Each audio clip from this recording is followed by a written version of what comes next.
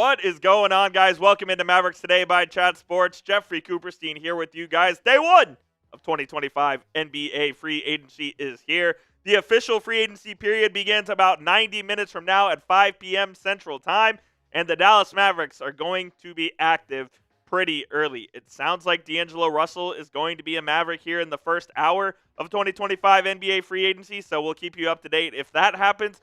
There's some rumors surrounding some other players, not only on the Mavs roster, but outside the Mavs roster that have been tied here to Dallas. So, of course, we'll have you covered. That's why you hit that subscribe button, because if the Mavs make a move, we have got you covered. I want to welcome in my good friend and producer on today's show, Mr. Cullen Brown. Cullen, what's going on?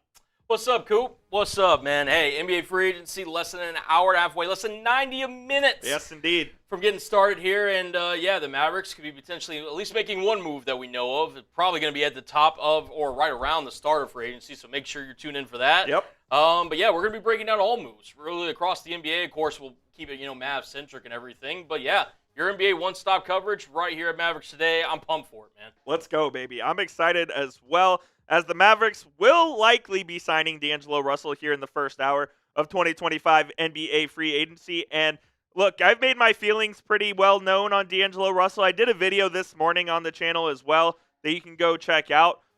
I don't love the move, but I do think that it is the best move for the Mavericks at this time.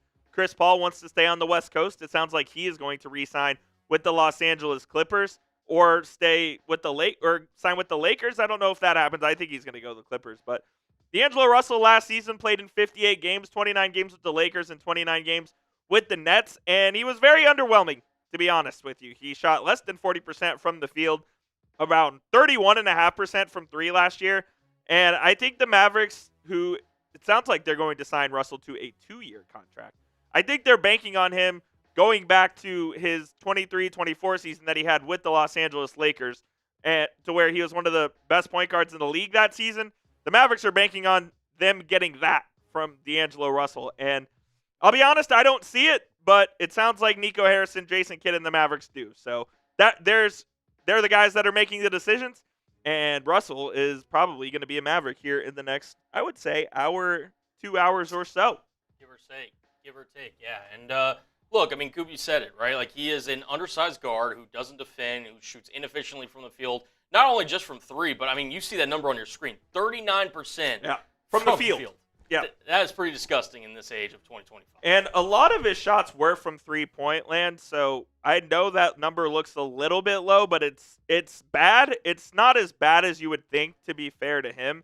But, yeah, he's just not my favorite player in the world, and it's not the guy I'd go after, but sounds like that's who the Mavs are going after. We'll talk some more free agency here in just a moment, but before we do that, if you guys could do two things for me. Number one, if you could hit that subscribe button if you haven't already, it would be greatly appreciated. It's the free and easiest way to help out the channel. And another free and easy way to help out the channel is to hit that thumbs up icon and like today's show. Once you've liked the show, go ahead and type me down there in the comment section, and I'll be giving shout-outs here on the show. I see Jamarian West, my guy Mark White, Samik, Jordan, all the real ones that are already here.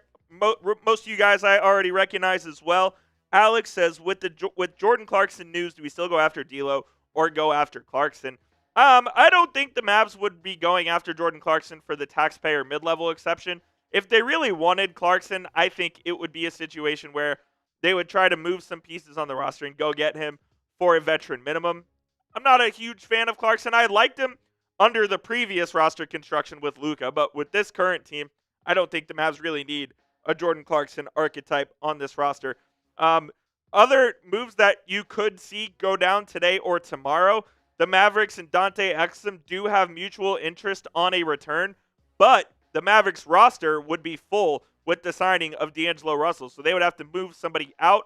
It sounds like that is going to be Olivier-Maxence Prosper or Jaden Hardy. Those would be the two guys that they move on out to make room for a potential Dante Exum return. I also saw the Lakers have interest in Dante Exum as well. Shout out to Cappuccino. Shout out to my guy Colton. Shout out to Dustin, my man Jamarian West. Shout out Frank as well for liking that video. Please continue to hit that thumbs up icon if you haven't already. 86 people watching and 21 likes. Help us get the 40 likes as soon as we can. We do have a little super chat menu for you guys as well. $5 will do a Let's go, Mavs. $10, we'll take some shots, and if we get 50s, we'll do some beer bongs as well. Any super chat, by the way, will get on screen right next to me. So if you have a question you want to get on screen about the NBA, about anything, go ahead, send it in the super chat. It's that little rectangular box with the money icon inside it. All super chats aren't required whatsoever, but they are greatly, greatly appreciated as they do directly go back to helping out the channel, allowing us to do more live shows like this, giving us more resources to give you guys the best content possible. My man, Samik says, dream free agent today. Well, Colin, let's go take a look at the top free agents we have available there. Yeah, we can do that. We did get a super chat coming in, so we'll do that in a moment. As my guy Alex Martinez showing up per usual. Let's go, baby. Samik, to answer your question, dream free agent today doesn't really exist. Yeah. Because there are not many great free agents out there on the market, unfortunately.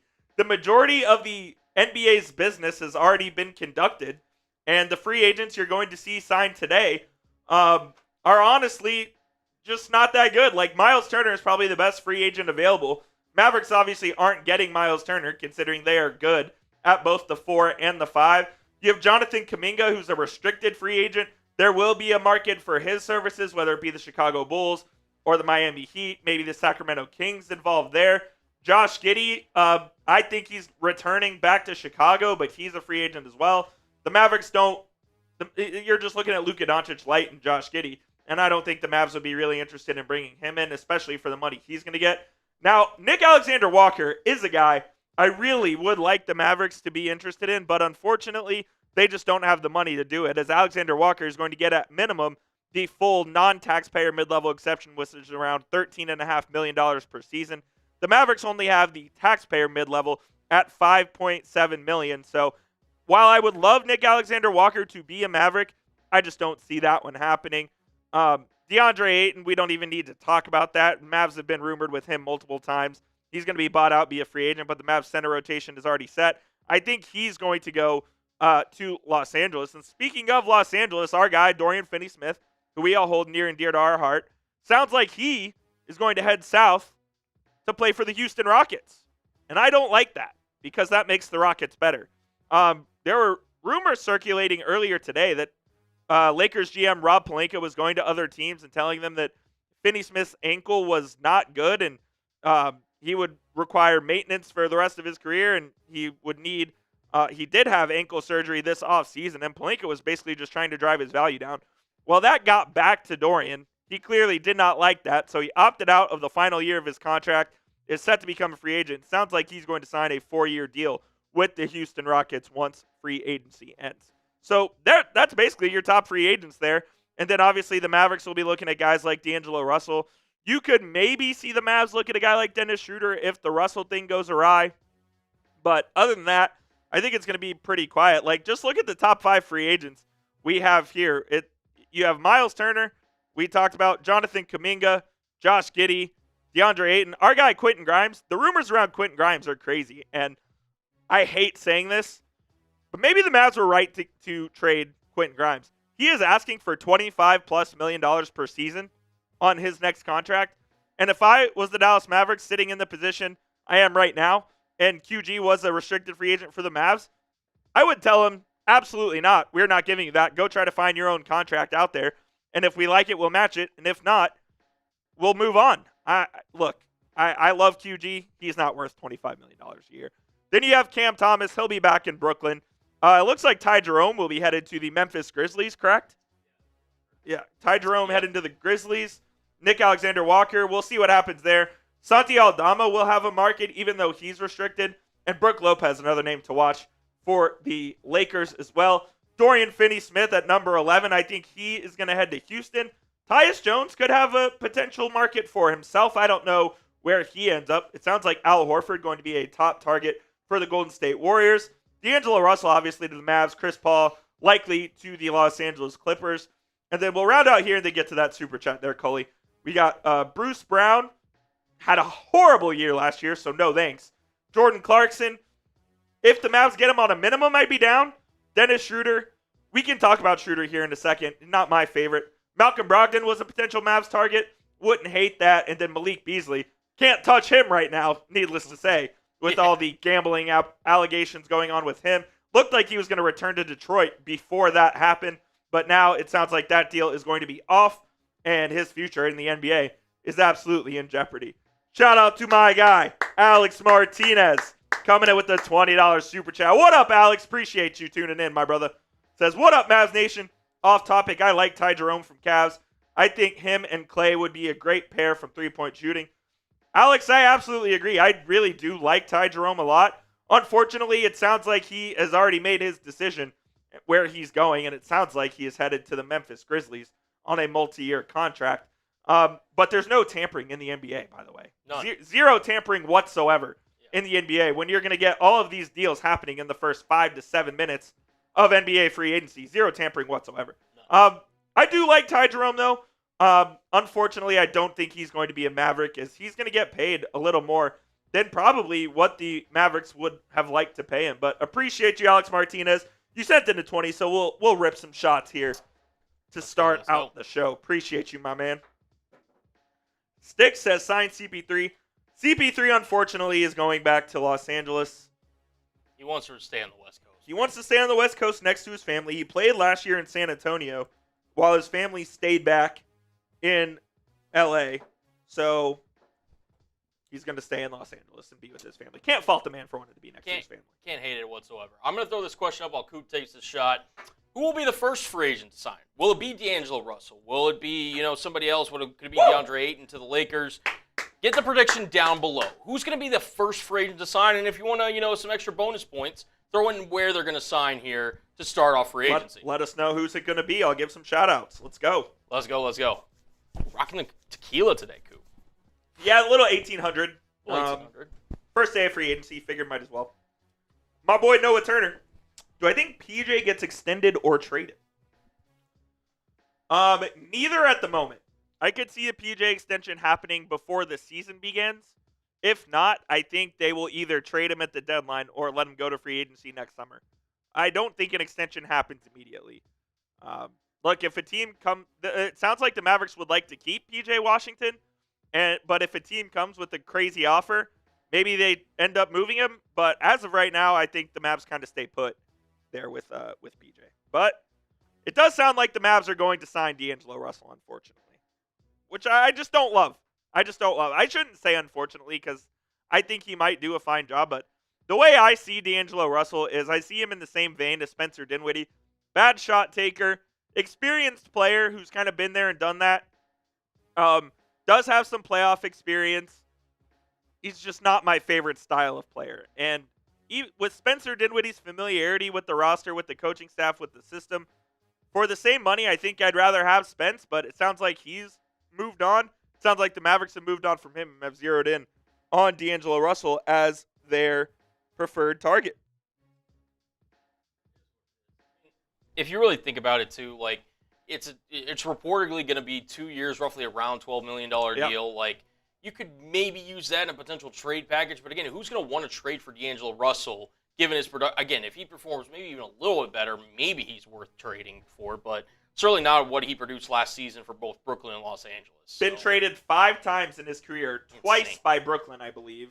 Been traded by Golden State, traded by Minnesota, let go by Brooklyn again, and now he's going back, or going to free agency, presumably to the Mavericks. Jim Rockford says, I guess Williams just sucks, and we should forget about what he did last year. We should not forget about what Brandon Williams did last year. However, Brandon Williams cannot be the only guy that is capable of playing point guard for this team for the first 55 to 60 games of the year. So you need someone else besides Brandon Williams, and that someone else is going to be D'Angelo Russell by all accounts. You can play 48 minutes with D'Angelo Russell and Brandon Williams as your point guard with the mix of Cooper Flagg bringing up the ball, mix of Najee Marshall bringing up the ball, and that kind of fills your point guard need until Kyrie Irving returns. And then when Kyrie comes back, you have Kyrie and Williams, I think, running the point. You have D'Angelo Russell coming off the bench as a potential shooting guard option. I think Klay Thompson is going to end up being the sixth man on this team as well. So your second unit could be Brandon Williams, D'Angelo Russell, Klay Thompson, although that would be a horrific defensive lineup if you ran that, because Klay Thompson just can't guard anymore. But look, there is a role for D'Angelo Russell to be played here. You're not going to forget about Brandon Williams, though. He will be a part of this team going forward. Whether he starts or come off the bench, I don't think that matters. He's going to play significant minutes, especially in the first half of the season. So we are absolutely not forgetting about Mr. Brandon Williams. What about Ryan Nembhard? Yeah, he's going to be on a two-way deal. The Mavs may need Ryan Nembhard to play. Shit, maybe Nembhard's better than D'Angelo Russell 30 games into the season and they just start playing him more. It's absolutely possible.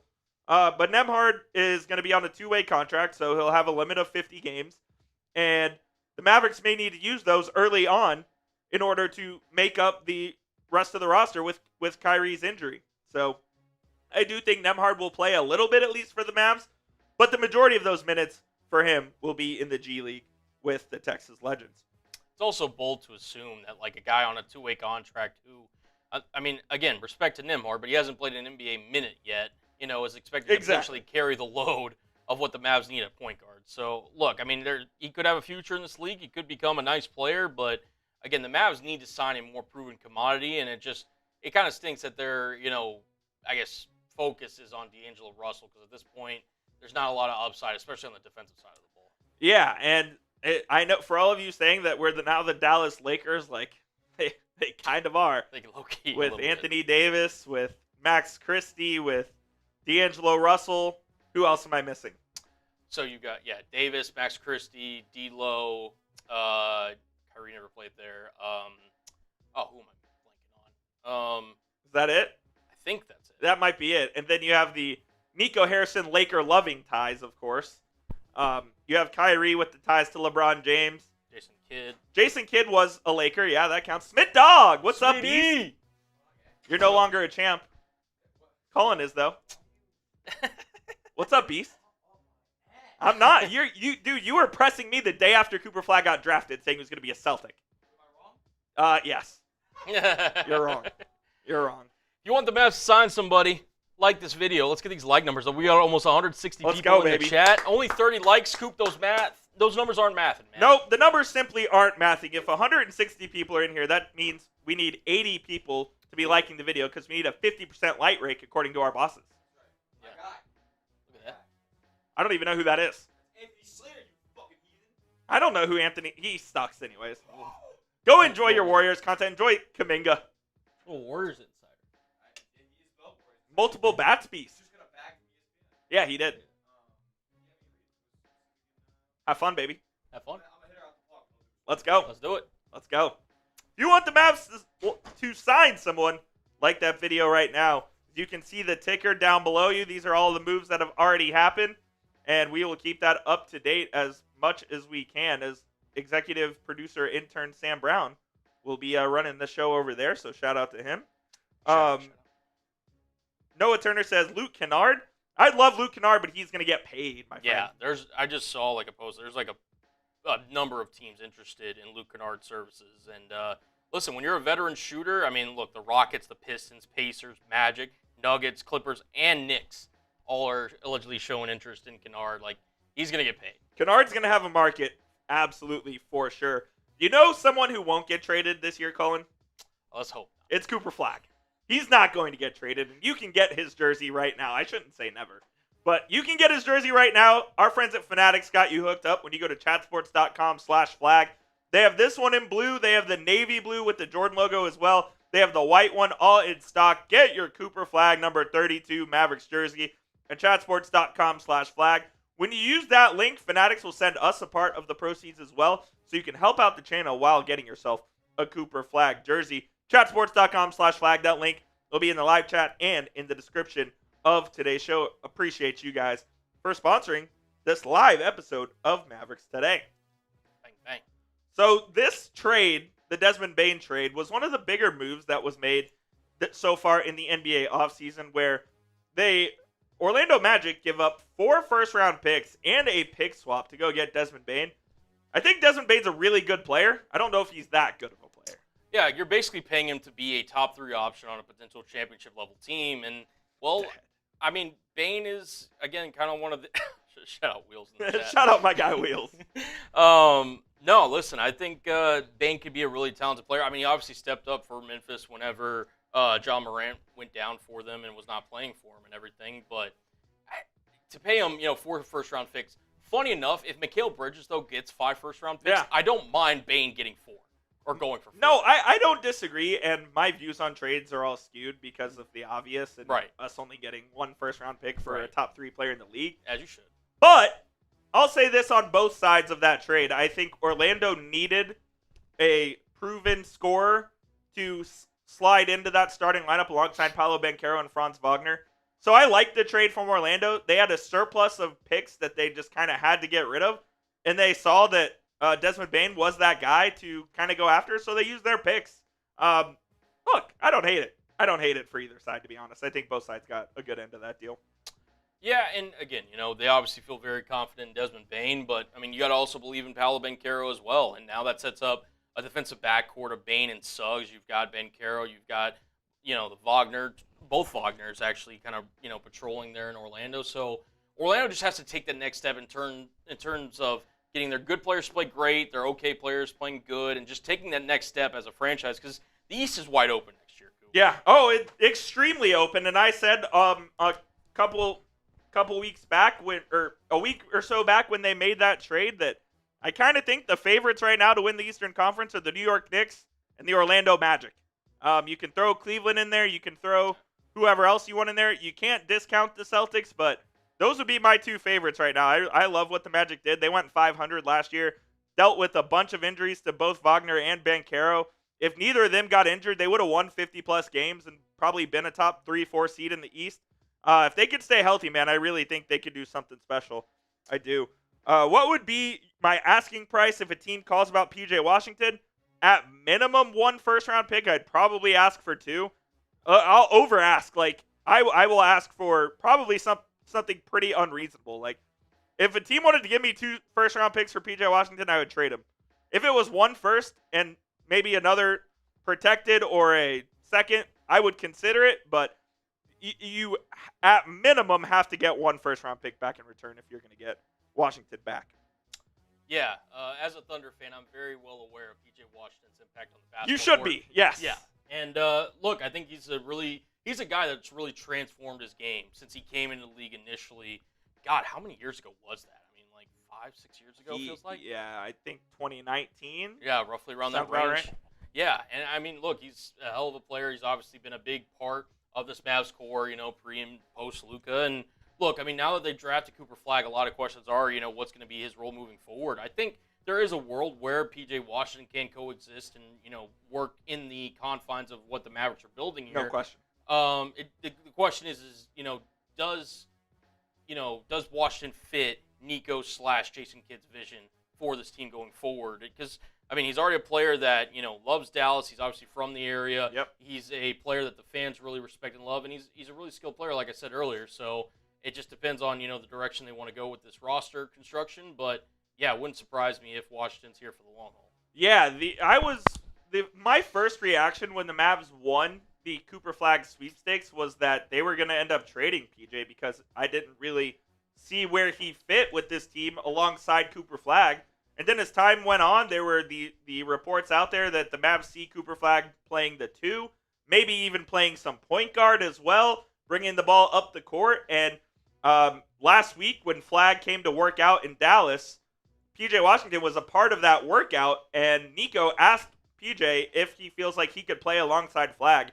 And not that PJ could answer any other way, but he said yes, absolutely. So it sounds like they're going to want those guys to play together. I don't even know who Tyrese Martin is.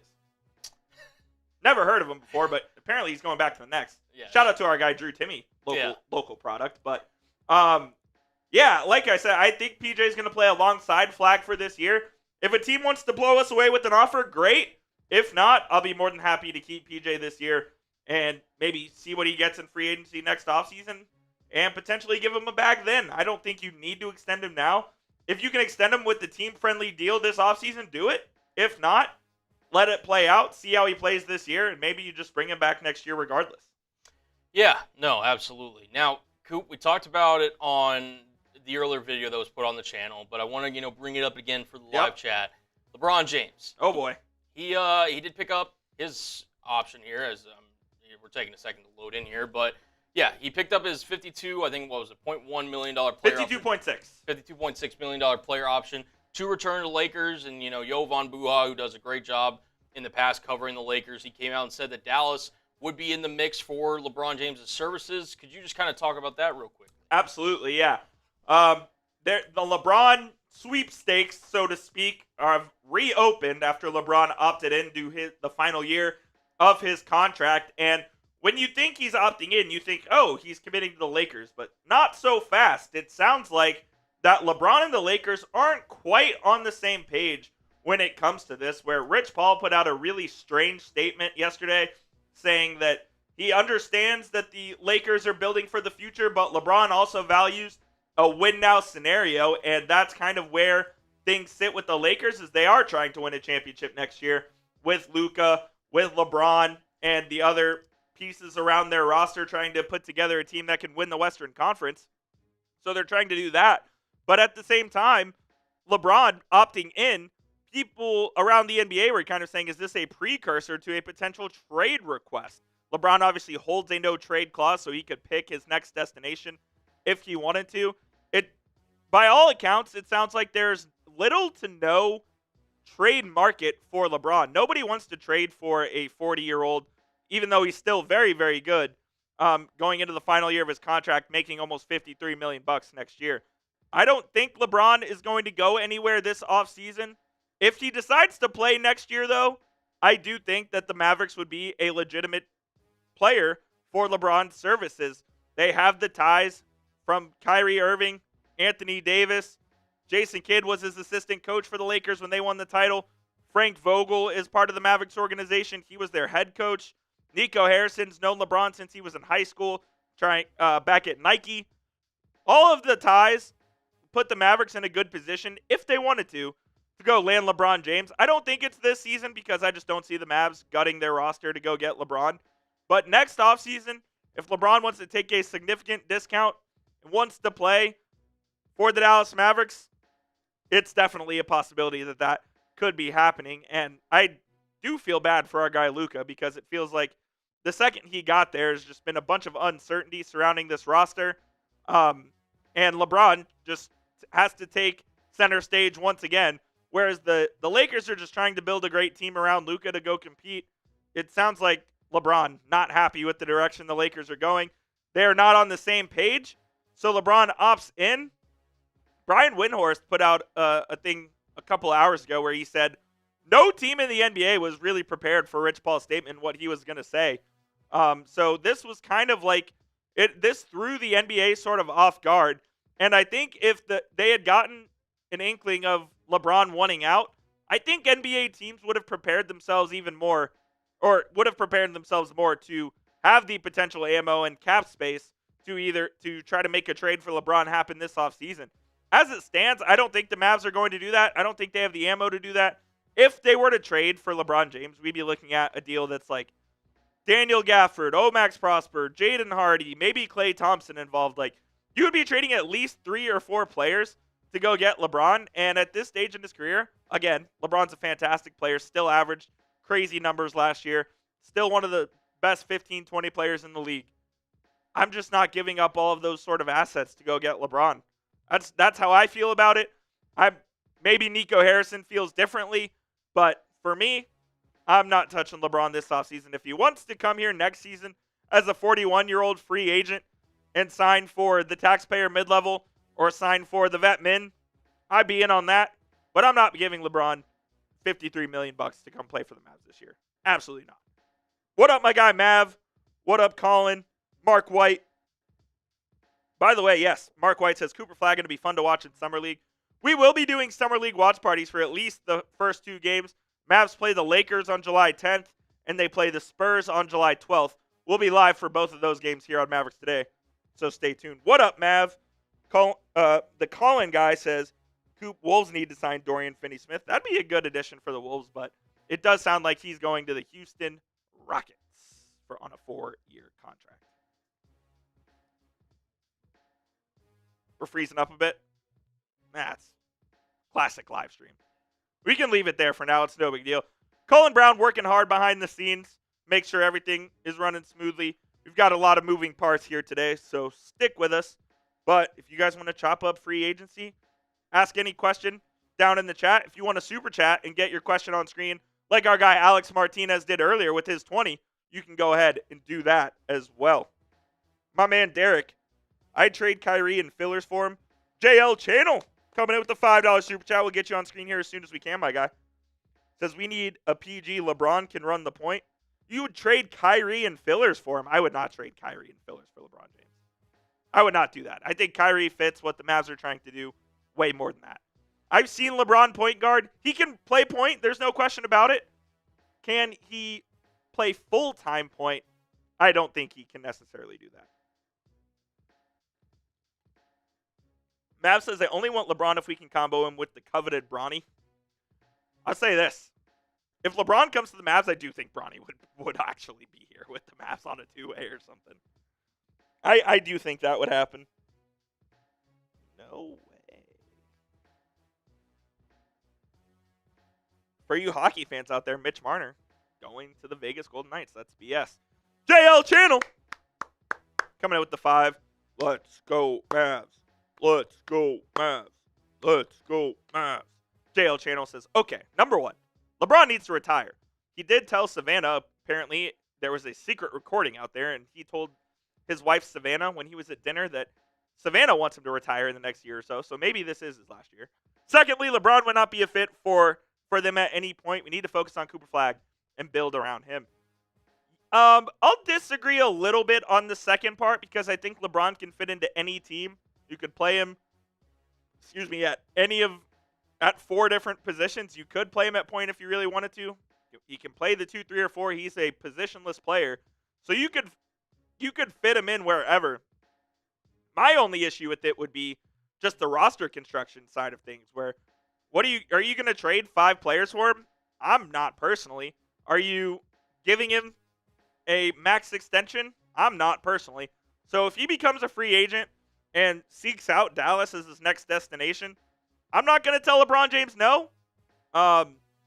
Look, if he wants to sign for the taxpayer mid-level or veteran minimum, who am I to tell LeBron James, the second greatest basketball player to ever walk this earth?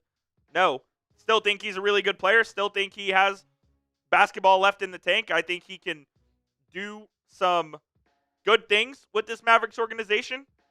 But as far as a trade target this summer, I do not want LeBron James because I do not want to give up Daniel Gafford, Klay Thompson, Max, Jaden Hardy, whoever else, including other assets to go get him. Number 1, we'd have to do that. Number 2, LeBron would have to approve the trade because he has a no-trade clause. Julianne, what's up? What's going on? Welcome in. Appreciate you rejoining the channel. You were here for most of our watch parties all throughout the season. Appreciate you tuning in. Real one. My guy Spivey. I don't have issues that the Mavs roll into the season with D'Lo, Williams, Exum, and Nembhard as the PGs until Kyrie recovers. Wolves made it to back-to-back Western Conference Finals with Mike Conley starting. That's a great point, Spivey. Yeah, if they re-sign Dante Exum and those are the 4 you roll with, more than okay with that. You have to account for Dante Exum probably getting injured at some point. You have to account for other injuries happening, so I do think that Nembhard would end up playing a little bit at least. And if that were to happen, yeah, I think that 4 would be more than okay until Kyrie comes back. Do have a super chat menu for you guys. You can see on screen right there for a 5. We'll do a Let's Go Mavs chant. $10, we'll be taking in some shots, and $50, we will do a beer bong for you guys right now. Appreciate all the support. Again, no super chats are required whatsoever, but they are greatly, greatly appreciated. Tiara says, LeBron will never come to Dallas. Let's stop talking about it. I don't think LeBron will ever come to Dallas either, but when legitimate NBA insiders like Jovan Buha, formerly of The Athletic, who is extremely plugged in with the Lakers, says that there is legit buzz surrounding LeBron James and the Mavericks, we have to talk about it, unfortunately. If it was like just me talking out of my ass, we don't have to talk about it. But if it's legit NBA insiders who know legitimate things and what they're talking about, we do have to talk about it. Colin says, Anthony Edwards is the best player currently playing. No, he is not. Is Ant a top 10 player in the league right now? I don't know if Ant's top 10. I'll give you a quick rundown. We'll have Jokic, Luka, Curry. I'll take those 3 right there. Edwards, SGA, that's 5. Give me... This is going to be a hot take. If Embiid plays 6, are we going with Tyrese Halliburton? I'll probably put Anthony Edwards right around that range. Probably put Edwards right around the range. He is not currently the best player playing.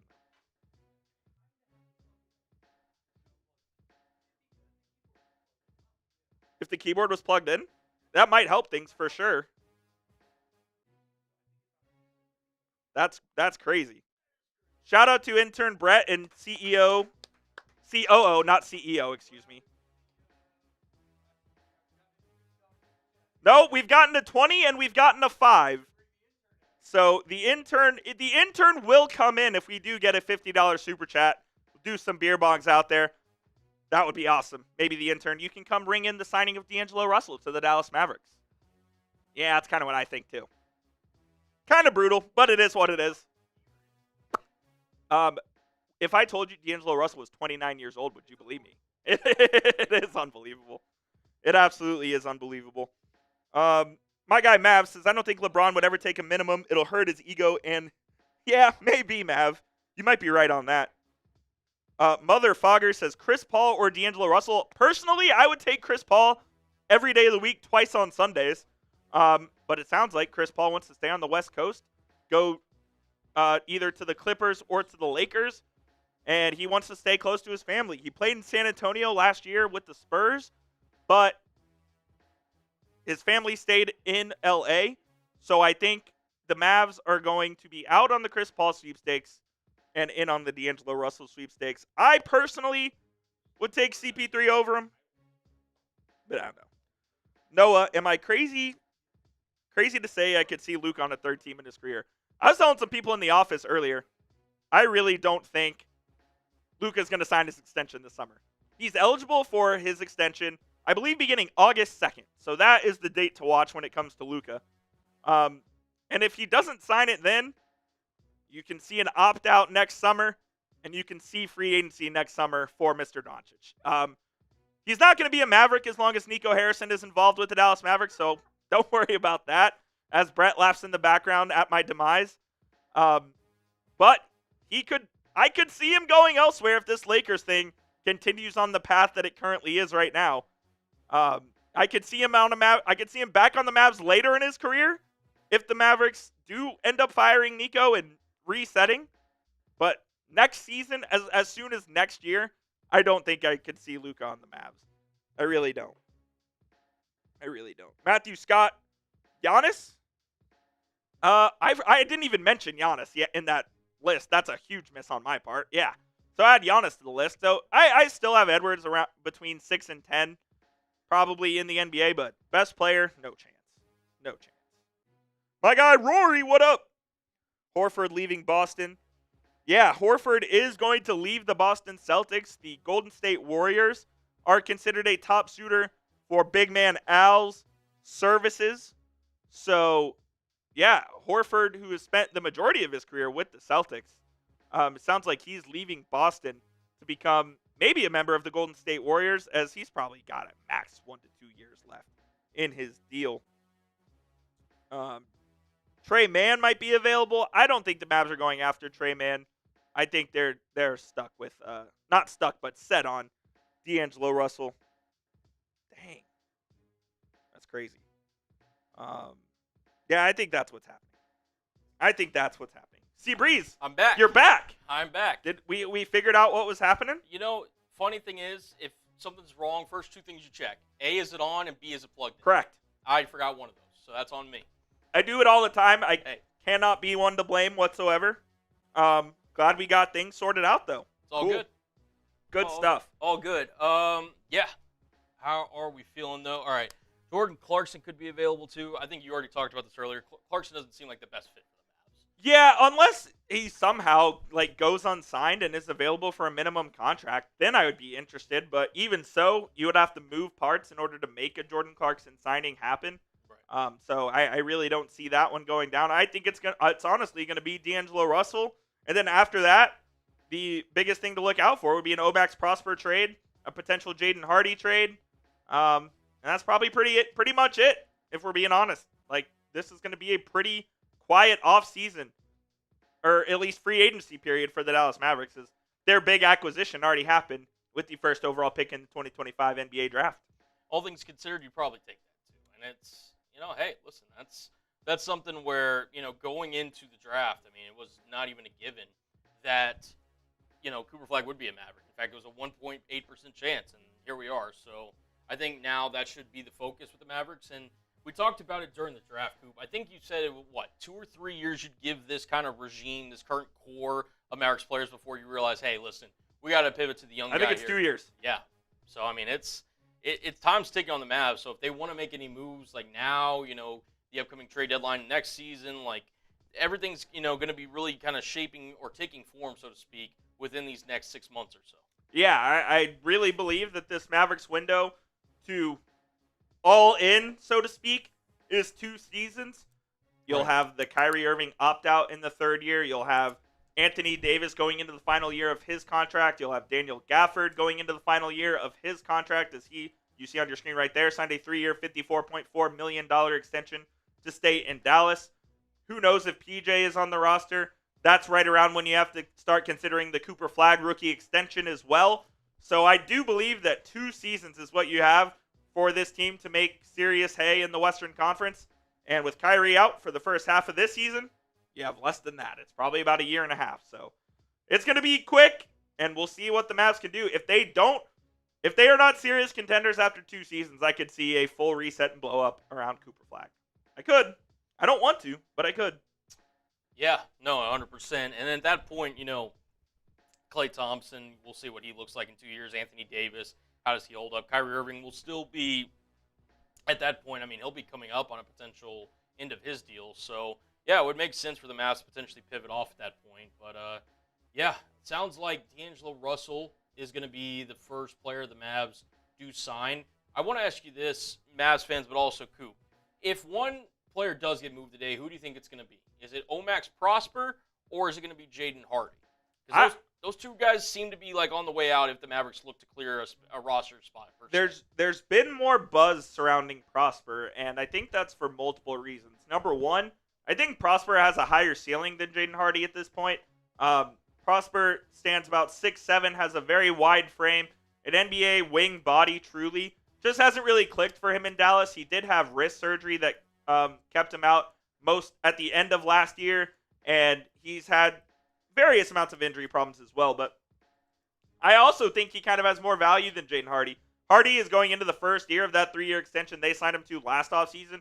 It's a very movable contract. It's 3 years and $18 million, so 6 per season. But I think you kind of know what Jaden Hardy is at this point. Like, he's a guy who can score in volume, but he's also a guy that's not going to play true point guard. He's more of a combo guard that doesn't really have a set position. Could a team that is kind of rebuilding maybe look to acquire Jaden Hardy's services? I could see that, but if I had to guess right now, I would say Olivier-Maxence Prosper is more likely to be traded. Yeah, but get down in the comment section down below. Let us know in the live chat. Vortex Vibe says Hardy has more potential. Let's see. We've got... I don't know if that's the case, because we've seen Hardy for 3 years now. We kind of know what he is, yeah. And I know he's still young at just 22, but you just kind of know what he is already and know what he's going to give you. It's scoring in spurts. If he gets really hot, it's fun.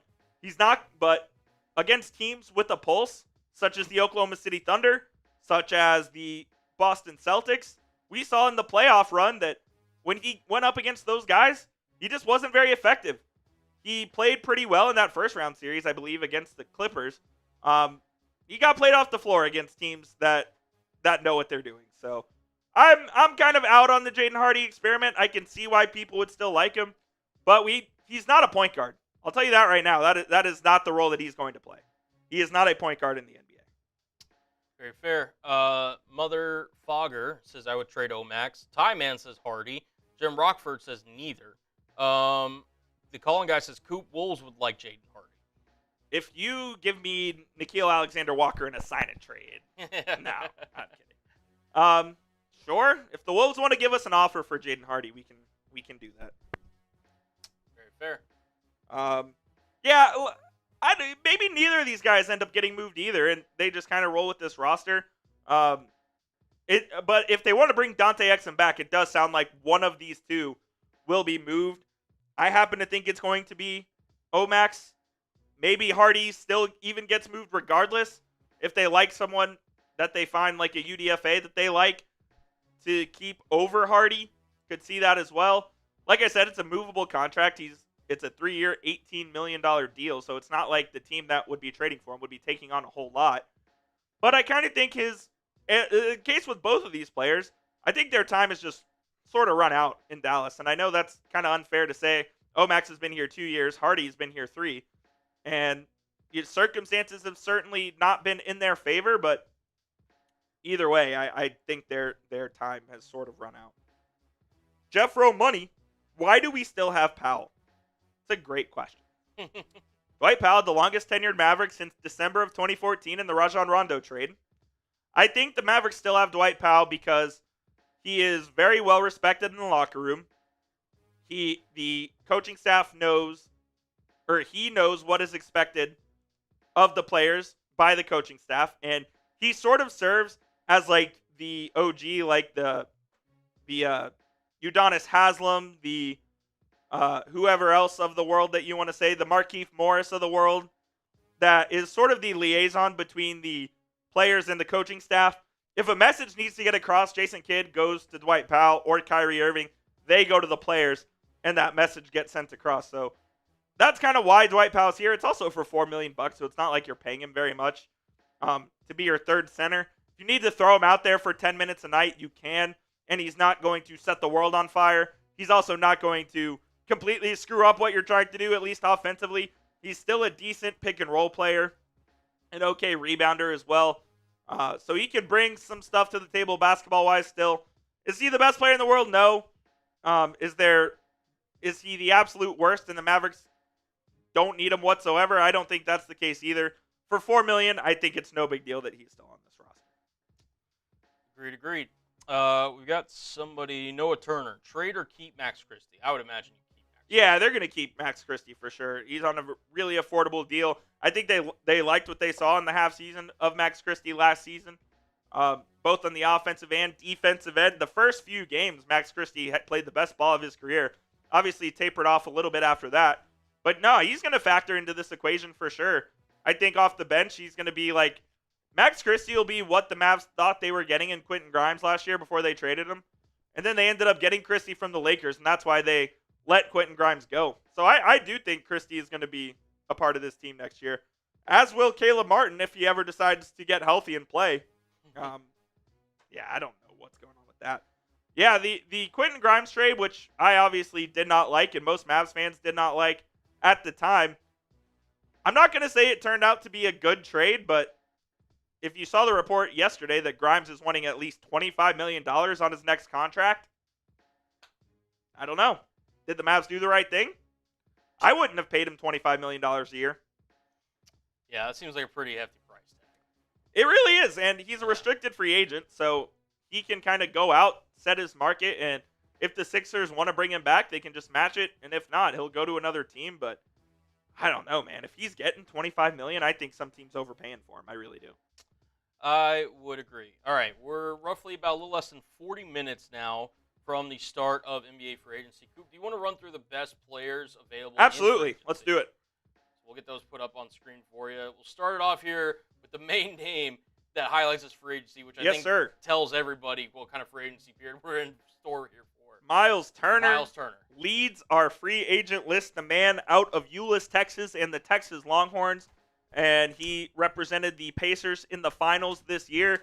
Look, I like Miles Turner, but he's number one on our free agency list, and that tells you just about everything you need to know about this year's 2025 NBA free agency.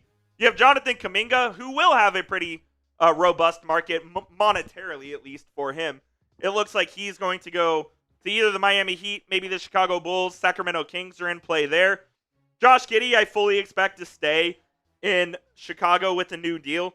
DeAndre Ayton was just bought out by the Portland Trailblazers. Keep an eye on the Lakers for him. Yeah, Haynes reported that the Lakers seem like a potential or a likely destination, for Aiden to head to Los Angeles. Yeah, I could see that. Anthony Irwin also said that Brook Lopez could be an option for the Lakers as well. By the way, quick sidebar between me and you. Hi, Mavericks Today. This This is Nick is, Roloff. You can't see him, but Yep. Is that the worst fit of all time? Lopez for the Lakers, yeah, it's terrible. It's not great. He does not. He does the exact opposite of what you need a center to do with Luka. What does Luka need? A rim protecting, rim running center. What does Brook Lopez do? He's a 3-point shooter.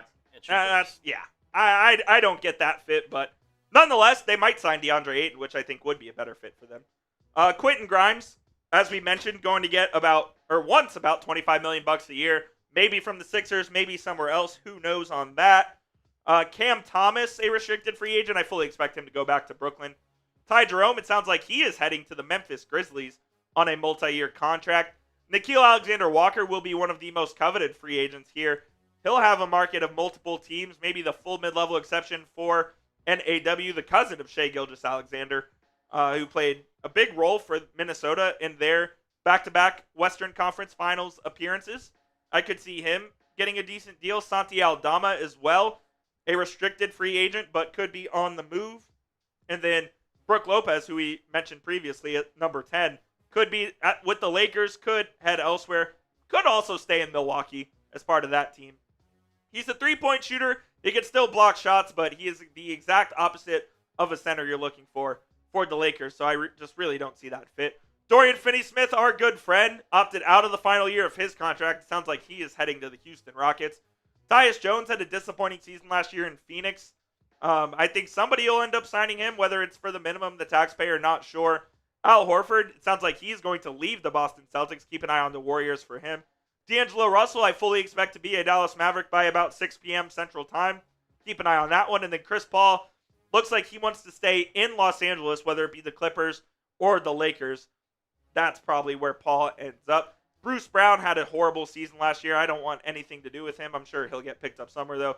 Jordan Clarkson, one of the newer free agents, was that a buyout or an opt-out? I can't remember. It was a buyout. It was a buyout, so he'll be an unrestricted free agent, free to sign anywhere. Dennis Schroeder, if something goes awry with the D'Angelo Russell scenario, Dennis Schroeder could be an option. Same with Malcolm Brogdon. And then Malik Beasley is our 20th free agent, but he is under full investigation for gambling on games. And if you've seen some of those clips out there, have you seen the clips? Yes. The brother's cooked. Oh, it's cooked. You saw the one where they're down. They were down like 9 and the spread was 7. Yeah. Yeah, and so Malik Beasley, for those of you that don't know, is under investigation for gambling on NBA games. And there was this one clip going around back from 2021 where his team was down 9 points with like 10 seconds left. He grabs either a miss or a made free throw, goes coast to coast with less than 10 seconds left to put the ball in the basket for his team to lose by 7 and cover the spread. If that's not gambling, I don't know what is, folks. There's also a couple where he got pissed at Giannis because he blocked a 3 on I saw that. What could have been a player prop. There's also one where Halliburton points for a screen, and normally again you could at the time you could have made the defense all right, he was expecting maybe someone to get him with a screen there. He just didn't move. Halliburton just drove straight by him. If you just search Malik Beasley on Twitter, it's pretty bad stuff, man. Yeah, it's just not good. And it sounded like he was going to sign a $3 or $42 million deal with the Pistons as well. Yeah. So he cost himself quite a few millions of dollars there. This just coming in from Shams, some coaching news.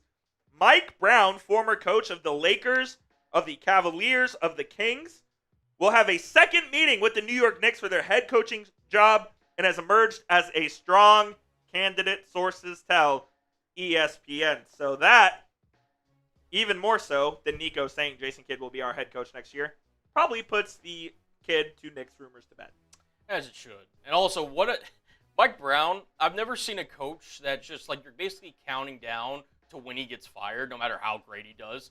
It's insane. Dude, and his career. I'll say that I think he did a good job in Sacramento. I think he did too. And he kind of got the short end of the stick there.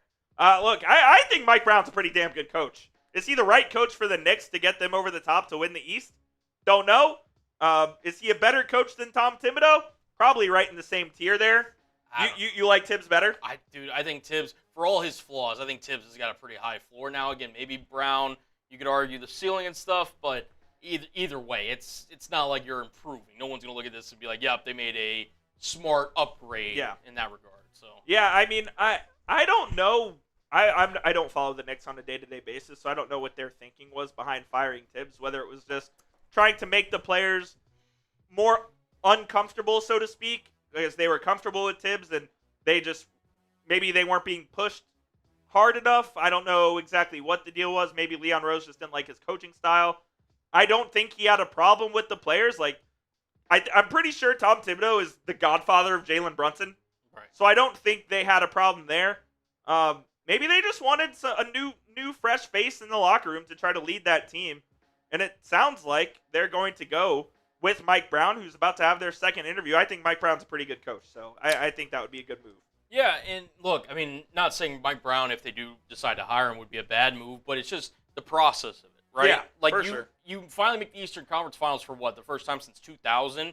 And again, if you're going to move off a head coach, fine. Like, there's, I get that there's potentially a ceiling there with Thibodeau, but to not have a plan already in place other than, hey, we're going to try to hire like five other NBA coaches who already have jobs and then just kind of scour the free agent market, just doesn't seem like good business to me. Yeah. That's true. I will say that. It felt like the Knicks, when they fired Tibbs, really didn't have a plan. Or their plan was, we think we're going to get Jason Kidd from the Mavs. And they did not calculate that the Mavs weren't going to let that happen. So it was a miscalculation, certainly, either way, by the New York Knicks. We are about half an hour away from the start of NBA free agency. This is Mavericks Today by Chat Sports. Jeffrey Cooperstein, Colin Brown hanging out with you guys. We'll be live for a good amount of time, hanging out, breaking down the latest moves in free agency. The Mavericks expected to be active in the first hour, likely signing D'Angelo Russell to a multi-year contract. If that happens, we will break it down right here on the channel. So stay tuned for that. And if you're here already, hit that thumbs up icon, a free and easy way to help out the channel. And once you do, type me down there in the comment section. Like the video and type those me's, baby. Let's go, let's go. Major League Record says, please no D'Angelo. D'Angelo is basically going to happen. Yeah. So I think he's going to happen. Shout out Jakias Jones, Aaron King, typing their me's in there. Appreciate all of y'all's support, man. Brandy Brown says, Mike Brown, great lead assistant, not a head coach.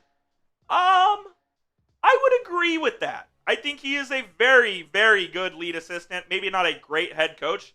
I think he's a good head coach, though. I do think he's a good head coach.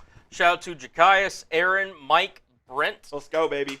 Typing those me's down below. We're almost at 100 likes. Can we get to 100 likes by the time we get to 29 minutes? Once we get to 100 likes, I'll take a shot. Let's go. Let's go. I love it. Come on. Love that, man. Hit that like button. Share the stream to a friend. If you know any other Mavericks fans that are getting ready for NBA free agency, share the stream. Send them the link. Yep, go tweet it out. If you tweet it, tag me in it. I'll give you a retweet, give you a follow. We're about to find out what the Mavericks are going to do. This is the time of Nico Harrison, and that scares me just as much as it excites me. So we'll see what happens here. Is 30 minutes away from the official opening of NBA free agency. That's a good question from Aaron, and we have it on the screen right there. Who is your dream Mavericks free agency signing? Any player you want on the free agent market right now, let me know down in the comment section. If you want LeBron James, you can say that the Mavs should trade for him. Whoever it is, type it down there in the comment section. Let's go, let's go, let's go. Love it, love it, love it. I'm very curious to see, and this is kind of looking ahead, how the Mavericks play Cooper Flagg in his rookie year. Jason Kidd talked a lot in his introductory press conference about wanting Cooper Flagg to play the point guard position, putting him in uncomfortable situations early in his career to build him up later on so he is more comfortable down the stretch when this team is really competing with a healthy Kyrie and with, hopefully, a healthy Anthony Davis and a healthy roster. This is what I think the starting five should look like when Kyrie is back, with Klay at the 2, Flagg at the 3, Davis and Lively or Gafford. Lively and Gafford are interchangeable, so I think I just have Lively in there, but you can put Gafford in there. I wouldn't mind. But according to all reports, Cully, the next one, this one, is what the starting five may look like, whether we like it or not. Jason Kidd wants Flagg to play some 2 alongside PJ Washington. It sounds like that's what Nico Harrison's vision is as well. He wants to be the biggest, most athletic, versatile defensive team you can be. And if nothing, that team is athletic, that team is big, and that team is versatile. Absolutely, yeah. And again, that also goes against everything, for signing D'Angelo Russell, but that's neither here nor there. Exactly. But I mean, look, there is a lot of pros to having a long, big, physical, defensive-minded team, and if you have Kyrie Irving on the court and you have these guys surrounding him, you really can hide Kyrie in a lot of situations. You can play around his kind of deficiencies on the defensive end with guys that, at least on paper, I mean, this is a really good to elite, potentially, unit defensively, especially if you can rely on the health, knock on wood, of Anthony Davis, Derek Lively, P.J. Washington. Which you can't rely on. Which you can't, but, I mean, at full strength, I mean, this is one of the best defensive units in the NBA, you could argue. No question about it. And, yeah, Derek Lively had a bunch of injuries in his last 3 years, even his freshman year at Duke and his first 2 years in the NBA have not been injury-free, I can tell you that. AD, we know, is hurt all the time. Kyrie is hurt coming back from that torn ACL. Washington had his fair share of ankle issues last year. So this team definitely isn't the most injury-free team there is, but if healthy, they certainly could be pretty special, I think. My guy Noah Turner says bring Dorian Finney-Smith back home. Unfortunately, it sounds like he is going to go to the Houston Rockets. I'm very curious to see what that contract looks like because he turned down, what was it, a 15.8 option. $15.3 million option. Yep. $15.3 million player option. And it's rumored that he's going to sign a 4-year deal in Houston. So is he getting what is that, 60, 70, 80 million potentially? No, I don't think so. I think he's going to end up getting the full mid-level exception. So that would be whatever 13 and a half times 4 is. You're looking. So 54? Yeah, exactly. 4 for 54. Yeah. That could be the exact deal that he ends up getting. I could certainly see that. He's 32 years old. Gets himself a 4-year contract, fully guaranteed. Congratulations to Dorian, man. That's my guy. Aaron King says, do you think the Mavs would have won the championship if they not traded Luka? Cullen's going to hate me for this thing. I think they'd be in the finals. I think they would have been in the finals. It's one of those that we'll never know. We'll never know. It we'll never sucks. Know. But I think the Mavs, here's the thing. They obviously last year won the Western Conference, made it to the NBA Finals, ultimately got beat by the Boston Celtics and everything. It's not out of the realm of possibility to assume that they would have gotten back there this season. I'm not going to sit here and pretend like it's an outrageous take that the Mavs could have done that. I would have really been interested to see, because again, Luka was dealing with those injuries, early on in the season. Again, ramping up. Does Kyrie Irving also get hurt? How does again? You wouldn't have Anthony Davis, so how does that? The team look and everything. What moves they would have made at the trade deadline? Do they trade away? Quentin Grimes. There's a bunch of different factors. Bunch you of could have unknowns. taken. So you can't necessarily rule it out, but there's just so much unknown. By default, you could say yeah, but there's just such a trickle effect from obviously that trade that we'll just never know. We'll never know. The one thing I do know, and this is not to take away from Oklahoma City, is they were obviously the best team from start to finish in the NBA this year. They won 68 games. 3 of those losses were against the Mavs, though. They won 68 games. They won the NBA title, so this is not taking away from Oklahoma City whatsoever. It kind of felt, and as an Oklahoma City fan, Colin, you could either agree or disagree. It felt like the Mavs knew how to play that Thunder team. With or without Doncic, it just felt like there was a mental edge that the Mavericks had over the Thunder. If they had played in the playoffs, I'm not saying the Mavs would have beat the Thunder, but I think that would have been a hell of a series. It would have been. Look, the Thunder, struggled a lot when other teams had stretch fours that could really space the floor, and P.J. Washington kind of playing that stretch four a lot of the times that really gave them problems. You saw Naz redo it in the conference finals with Minnesota.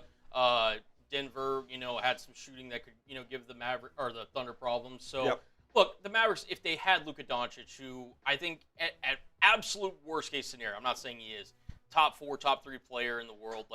You never can rule that team out. It's just it's just one of those things where if they would have met in a hypothetical matchup, the Thunder weren't the same team that they played last year. Absolutely. So again, it would have been kind of like a mismatch kind of thing.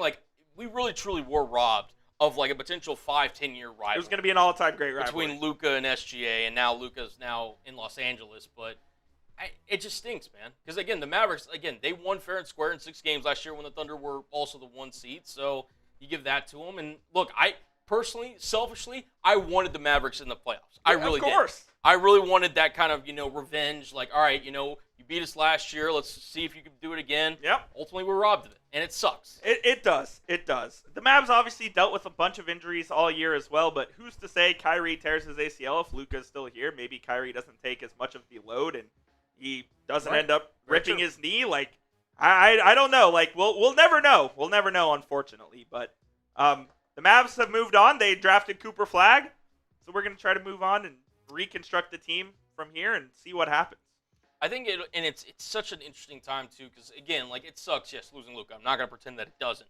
But now that you have this new building block piece, in Cooper Flagg, I mean, the world of possibilities is really like endless. No doubt, because you're gonna have this kind of core with all these veterans, everything surrounding him, and if it doesn't work out, you sit there and you reset, and then you try to build around some other young players, but at least you have the franchise cornerstone for the foreseeable future. So absolutely, I think shout out to my guy Ethan, by the way, for sharing the stream on Twitter. Appreciate you. Absolutely. And, that's also the question, too. Like, how great can Cooper Flagg ascend to? Because he's got all NBA level potential. Yeah, so who was it? I think it was Kevin O'Connor in his write-up on The Ringer. He said Cooper Flagg basically has an all-star floor and a Hall of Fame ceiling. And the difference will be whether or not he can develop as a shot creator.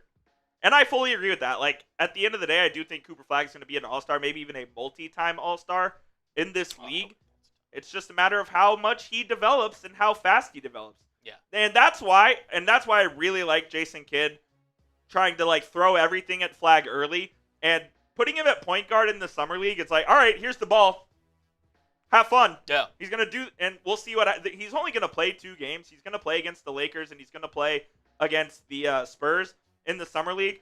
Flagg's going to have the ball a shit ton in those games.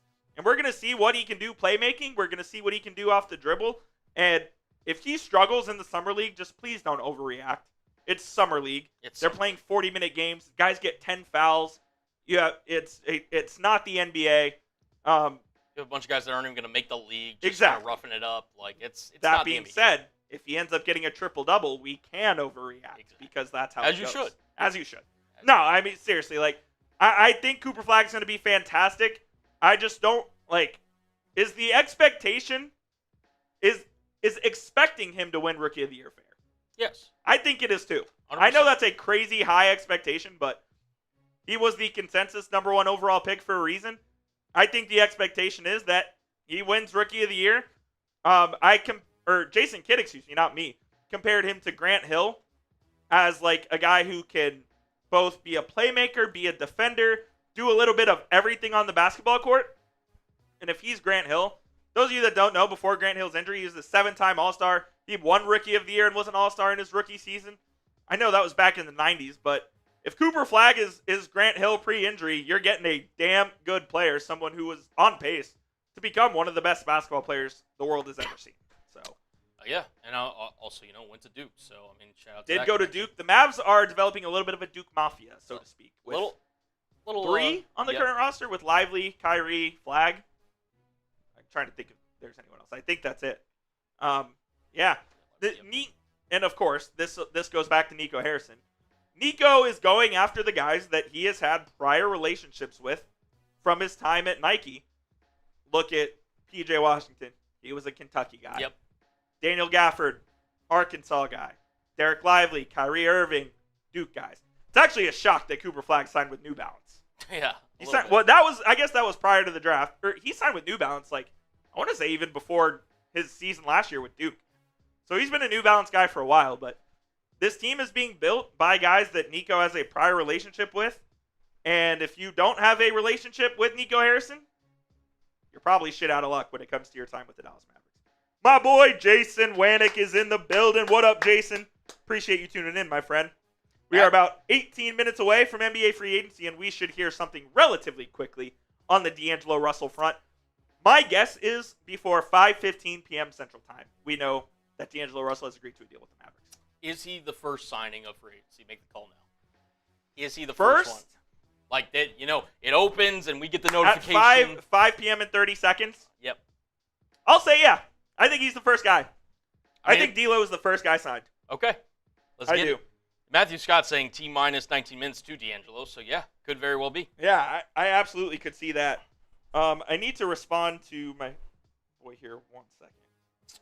Okay, I'm gonna look at something. 'Cause I just realized we're definitely gonna need someone to highlight this. So. Yeah, we have there's people on standby Okay. in the chat. Copy Thumby already done. Thumbie's in the room. We're ready. So yeah, we're good to go. We were well prepared here for today. Major League Record says, is it possible that they will trade D'Angelo when Kyrie is fully back? Tell me when Kyrie's back. Is Kyrie back at the end of January? Is Kyrie going to play back-to-backs when he's back? I don't think so. I think Kyrie's on a minute restriction for at least the rest of the regular season once he's back. Won't play back-to-backs.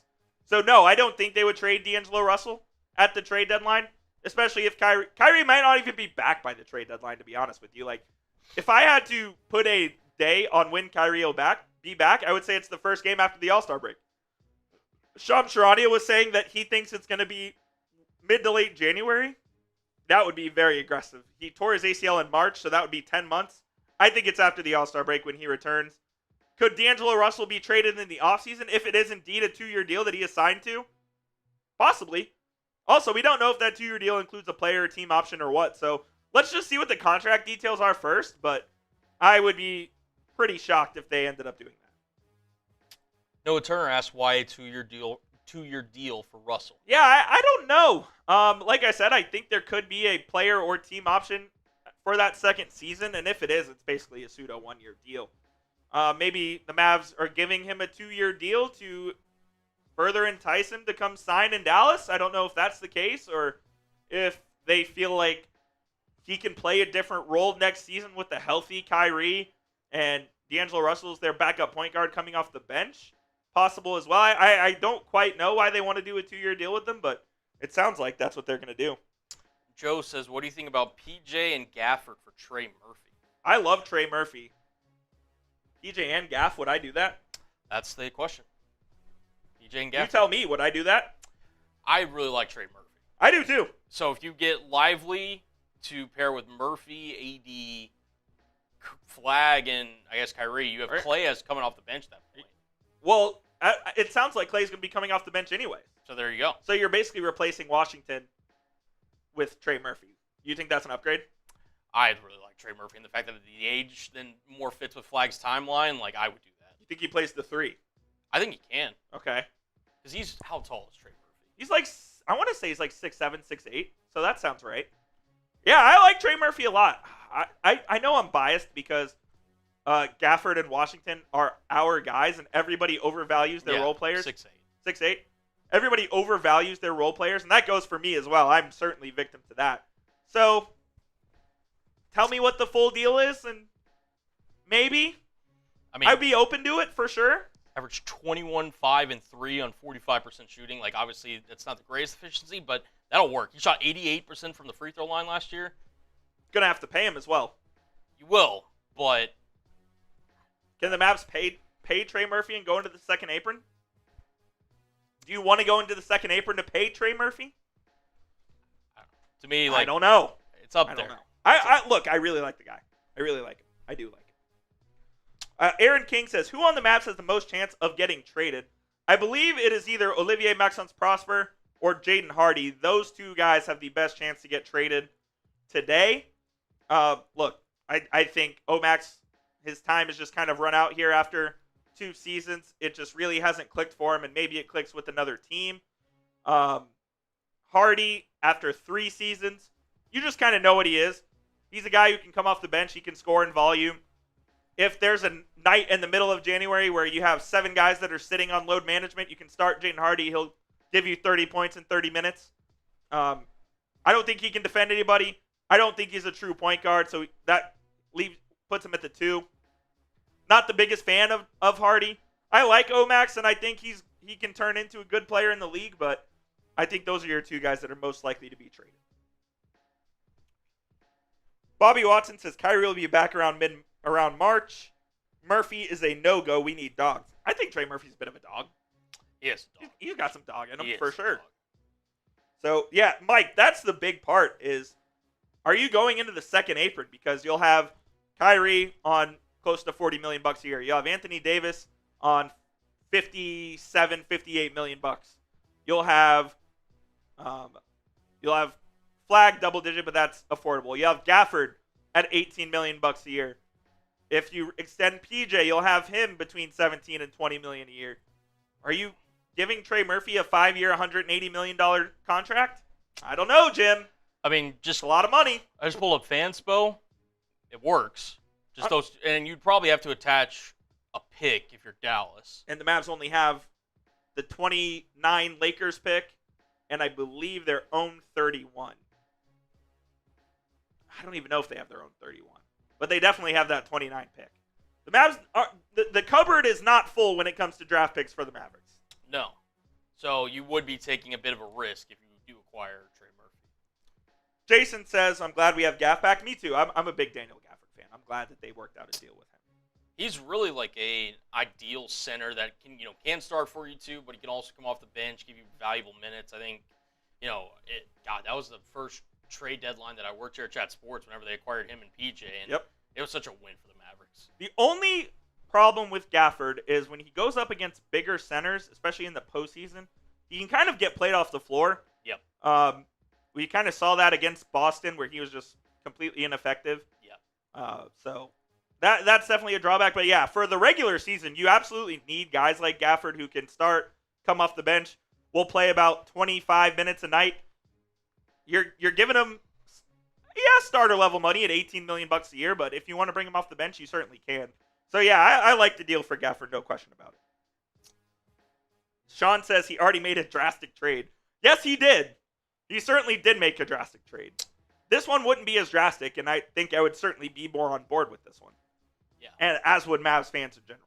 Speaking of all this roster talk, grade the Mavs' current roster. Grade it. Right now, before free agency starts, A, B, C, D, or F. We do plus or minuses too. No doubt. Let us know down in the comment section. If I had to grade this Mavericks roster right now, I would give it a B minus. It's in the B's for me. B minus.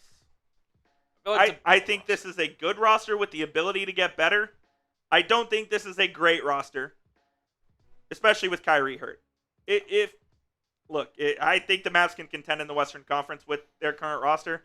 Do they need some upgrades in order to tread water this season? Absolutely. I'd give it a B minus. Maybe you can talk me into a B. I don't think it's an A. Mike says A minus. Cheetah B. Brady says A minus. Jason B plus. Yeah. Sean B minus. Yeah, that's kind of where I think it's like at. There's too much talent to call it a C roster. No doubt. Yeah, way too much talent. But I don't think it has the quite top end level, consistent, healthy talent to call it an A. Look, you have 3 surefire first ballot Hall of Famers on this team in Yep. Anthony Davis, Kyrie Irving, and Klay Thompson. Yep. You might have a 4th in Cooper Flagg before it's all said and done. Yep. It's crazy calling an 18-and-a-half-year-old a future Hall of Famer, but we'll see what happens in his career. Like that's how good people think Cooper Flagg is. Some people I've talked to around the organization says it kind of has the same vibe as when Luka was first drafted. Like the literal second Luka stepped on the court after he got drafted by the Mavericks, he was the best player on the court. People are sort of saying the same about Cooper Flagg, and like he just kind of owns the room, and he knows he's the best player. He's very confident in himself, and he's going to go out there and set the world on fire. That's also entirely possible. And if Cooper Flagg does that, maybe this roster is an A. But we don't know that he's going to do that yet. Yeah, we'll have to wait and see. But, I mean, the great thing about Cooper Flagg is that, I mean, he seems to be all about basketball, too. Not a lot of off-the-court distractions, not a lot of, at least not that we know of. I mean, he just seems like a guy who just wants to hoop and, no doubt, get to the better or the best of his ability. I mean, he went to Duke. He clearly cares about, his basketball future and everything. He surrounded himself with great talent. And, look, I think he's a guy that's going to be, one of the, all-NBA type. Like, when I say all-NBA level type guy, I think there's no doubt in my mind, knocking on wood, barring injury, I think he's a top 15 guy in this league future-wise, no matter what. I hope so. I really think you do. And that's kind of like, it always all comes back to the conversation surrounding Luka. Like, who would you rather have, Luka or Cooper Flagg? Could you see Flagg being the best player in the world one day? If he develops his off-the-dribble scoring, yes. Like if he just becomes like a Kawhi Leonard level, just can rise up in the mid range, knock down some shots, or hit a couple of pull up threes, like just be respectable to the point where you can give him the ball and he can take over games late in the fourth quarter. Possibly, yeah. Again, he's going to have Victor Wembanyama to compete with and other young players like that. And the talent in the NBA is only getting better and better. So yeah, he's certainly going to have staunch competition for that. And look, if he becomes one of the 5 best players in the league, great. The Mavericks, got a 1.8% chance, won the lottery, and fell into absolute gold. And I do think Flagg's going to be a very, very good player in his future. Can he do it right away? Can he make this team an instant contender? I guess we'll find out here in October. Here's what I'll say too. And I'll ask you this question. Do you think Cooper Flagg can be the best player on a championship level team if he hits his absolute ceiling?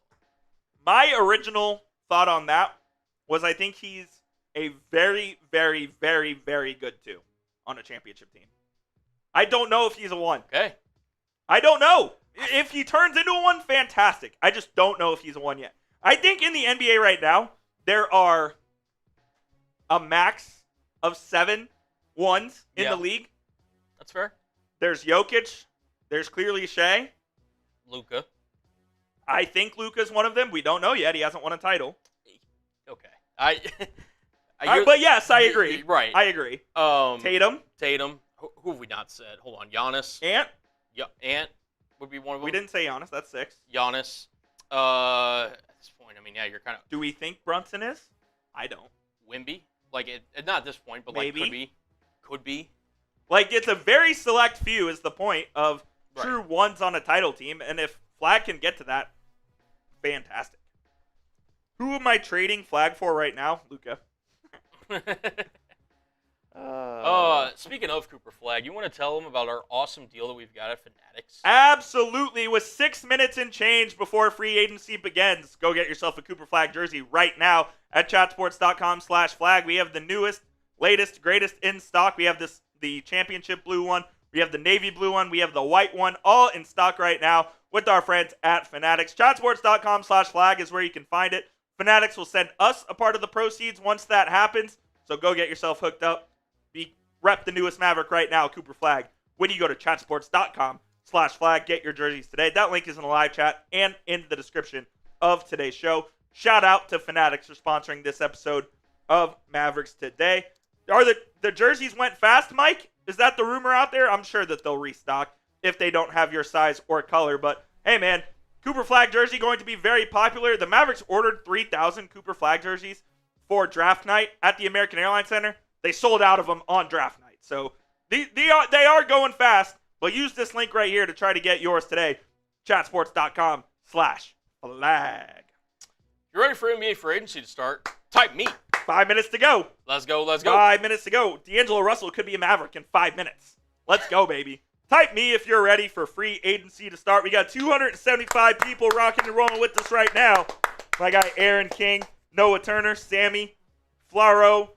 I see Mike Sutherland, Jason, all in the chat right now as the Mavericks are going to try and upgrade this roster pretty early here in free agency. Pierce, Matthew, all type in their me's. Joey, Debbie, welcome in. Welcome in, everybody. Right at 5, let's just do like a little hard reset. Yeah. Jamarion West, my man. Sammy, I don't want Dinwiddie anymore. You don't have to worry about that. Spencer Dinwiddie will not be a Maverick next season. When AD sits, PJ will slide over to PF. Yeah, or Flagg, or Najee Marshall. Mavericks have options there. Not worried about that whatsoever. What up? Yep. Major League Records. You initially didn't like D'Angelo to be signed, but I am somewhat happy now. I wouldn't say happy. I'm kind of resigned to the fact that they're going to sign him, so I'm trying to make the best of it. I don't think he's the best option for the Mavericks. Well, he is the best option for the Mavericks that's currently available because Chris Paul is going to stay in Los Angeles, it sounds like. So D'Angelo's kind of the best option at this point in time, but am I thrilled with the D'Lo signing? No, I'm not. I'm not thrilled. Do you want to just play the intro whenever it hits, or do you want to just... Either way. Yeah. Either way.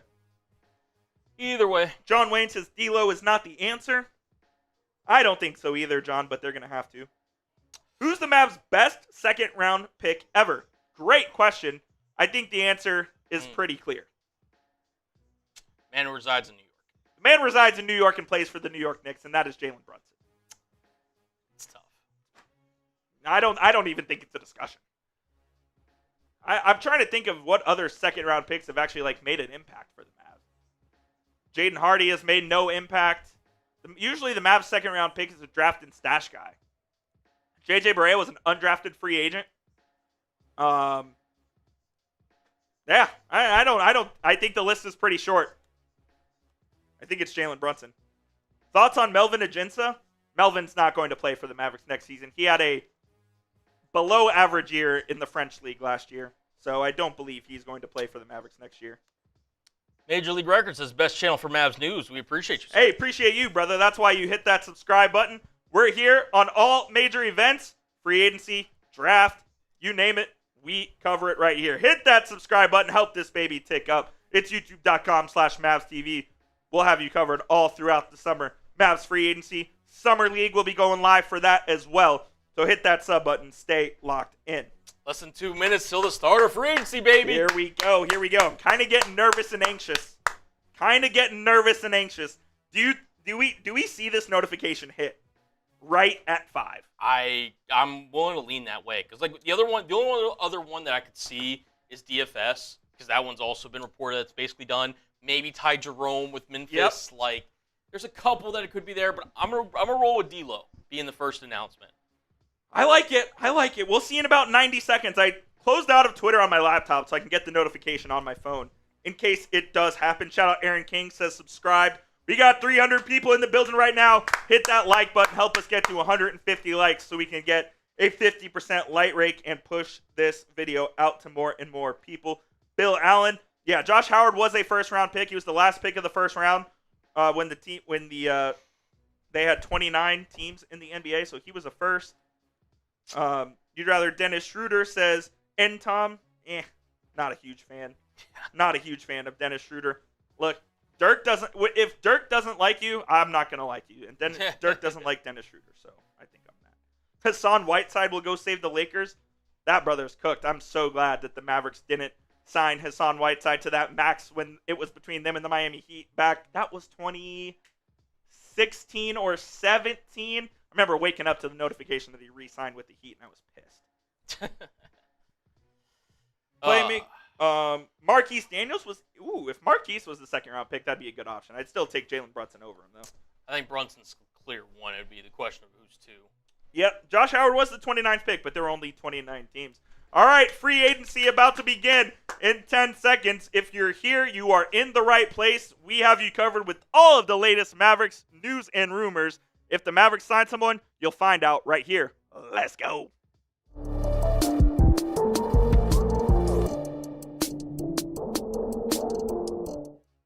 Welcome into Mavericks Today by Chat Sports. 2025 NBA free agency is officially underway as the Dallas Mavericks are looking to upgrade their roster to try to compete for the 2026 NBA title. Mavericks Today will be live for the next hour and a half or so, breaking down all of the moves that happen in free agency, including what the Mavericks may do here coming up shortly.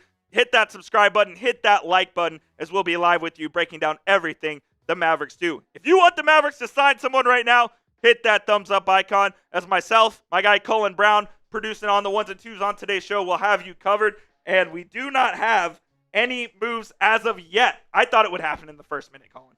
I was kind of expecting it. I was looking at my phone hey, is a little Shams notification going to pop across? Nothing yet. Still early, so we haven't seen any moves yet. Nothing yet. Officially. Now that free agency is open. I wonder if Silver told the teams to hold off on doing this to avoid the tampering allegations. Probably so. Yeah, it's a joke. Shout out ESPN, who is the rights holder of the National Basketball Association, has Wimbledon first-round coverage on, and I love Wimbledon. Don't get me wrong, but let's get some coverage on the screen, ESPN. That's why you subscribe here, because we have you covered with all of the latest. Nothing yet, no signings at the moment, but it does sound like the imminent signing of D'Angelo Russell to the Dallas Mavericks will come here shortly. And if the Mavs do make that move, I wouldn't love it. I wouldn't love it. Hey, don't Sorush, no fake news out here. Nothing yet. No fake news out here. If the Mavs do end up signing D'Angelo, like I said, we'll break it down. Wouldn't love it, but we will break it down right here on the channel. Is he the best option available currently to the Mavs? I do think so. Is he a player that I'm in love with? I am not. So it's kind of between a rock and a hard place there. The Mavs don't have any choice really but to sign him. Oh my goodness. Nothing. And there's some major Rangers injury news that pissed me off even more. That team stinks. I hate them. Peyton says, I'd rather have Spencer Dinwiddie. I would also rather have Spencer Dinwiddie than D'Angelo Russell. But looks like the Mavs are going into the D'Angelo Russell sweepstakes. And we will find out, hopefully momentarily, that the Mavs and Russell have agreed to a contract. Colin Brown, your thoughts on the potential signing of D'Angelo Russell to the Mavs? Listen, I think it's going to be, interesting to see when the actual contract details comes out, but I don't look at D'Angelo Russell, I'll be honest, as a winning basketball player. I see him as more of a veteran minimum type of guy who, listen, can give you some scoring bursts, there's no doubt about it, but at this point in his career, I wouldn't be paying him much more, if at all, above the NBA veteran minimum. Like I said, you've compared him to Spencer Dinwiddie. I think he's in that kind of same light. That's where I see him. Yeah, doesn't play a lot of defense, shot under 40% from the field. Not from three, from the field last year, averaging about 12 points per game for both the Nets and the Lakers. Svi Mykhailiuk, by the way, guaranteed his deal. That's the first NBA news that I've seen. So he guaranteed his deal with the Jazz. So he was already there. So I guess that just means he picked up his option. Yep. That's the first bit of news that I'm seeing. But, I think Russell, at the end of the day, they're going to look at him to kind of run this Mavericks offense while Kyrie Irving recovers from that torn ACL injury. Yep. There's other names that I would have personally preferred, but Lonzo already got traded. Chris Paul looks like he's going to stay out west. And, the Mavs have to go get somebody. So it looks like. Thanks, Scotto. Yeah. Joke. It looks like D'Angelo Russell is going to be the option. So. Yeah, I think he's going to be the option as well. And I think this will be the first signing that the Mavericks make here in free agency. My guy Jason Wanick says, get a big to back up AD or only going guards. The Mavs already have all the bigs they need in Derek Lively, in Daniel Gafford, Anthony Davis. You play PJ Washington or Cooper Flagg or Najee Marshall at the 4. I think the big spot is done and dusted for the Mavericks. And the guys currently on the roster will be your bigs going into next season. Let's see. Oh, yeah. Colin Sexton, too. That was another name, the Mavs. He got traded. So, it's just the Mavs are pretty much, at the best potential, I guess, available, even though I'm not even, completely sold Russell's the best option. But he is an option that's out there. He's played in the league for a decent long time. This just in from Chris Haynes, who says the Sacramento Kings have arranged meetings via Zoom to talk with Dennis Schroeder and Russell Westbrook. So those two will be visiting at least with the Sacramento Kings. And potentially Dennis Schroeder would have been a Mavs target, but I don't believe that is going to be the case. Yeah. Again, he's also on that kind of same-ish level with D'Lo and Dinwiddie to me. Yep. Yeah, nothing on D'Angelo Russell yet, guys. Nothing on Spencer Dinwiddie. Although I do think Dinwiddie could... Look, I think Dinwiddie would be a decent option for the Mavs. But I don't think they're going to bring him back. I think he wants to move on as well. So I think it's going to be D'Angelo Russell. It's just a matter of time before they sign him. And we'll be here right now. As Josh Hart just tweeted, and I fully agree with my man Josh Hart here. It's 6:01 and I ain't seen one deal. What happened to the game I love? Literally. I'm with you, Hart. I'm with you there. I'm literally getting Diana Rossini notifications rather than NBA notifications. Unbelievable. What is this? Hit that sub button if you haven't already, and let's show them the Super Chat menu as well, Colin, if you guys are so inclined. Again, Super Chats are not required by any means, but they are greatly appreciated as they do go right back to helping out the channel, allowing us to do more live shows like this, allowing us to go live for Summer League and all of that good stuff. $5, we'll get a Let's Go Mavs chant going. $10, we'll take some shots, and for $50, we will do a beer bong. Any Super Chat will get you on screen, and we can talk about whatever topic you guys want here on the channel as we await the first official signing of free agency, which we have not got 6 minutes in. What is going on, Adam Silver? Jesus. Silver needs to be fired, man. This is a joke. This is a joke. What are we doing? I mean, this is absolutely just. What's going on here? What is going on here? All right, we're now officially at the point where I guess I could throw this on here. Yeah. Who will be the first free agent to sign? We don't know yet. As not one person is signed. Let us know down in the comment section who will be the first person to sign. Some are saying D'Lo is official, but I don't believe that is correct. Not seeing anything officially yet. Yeah, I'm not seeing anything from the newsbreakers either. Let me double check.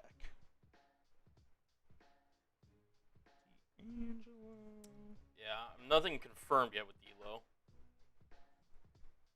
Yep, nothing confirmed. You have that fraud Ari report, aka REA, who is saying that, but he doesn't know anything. So we will wait for a verifiable source that D'Angelo Russell has signed with the Mavericks, but he is not officially as of yet.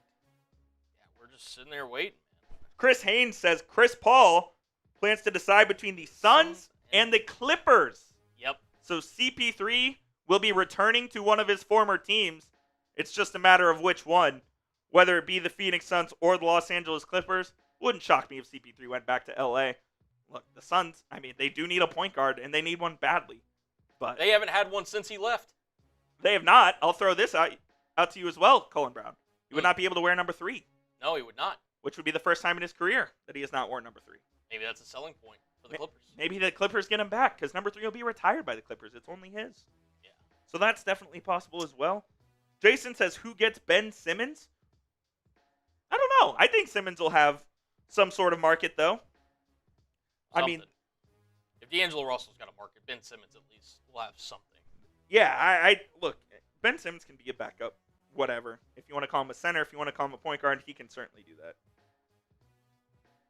Jesus, this is such a joke.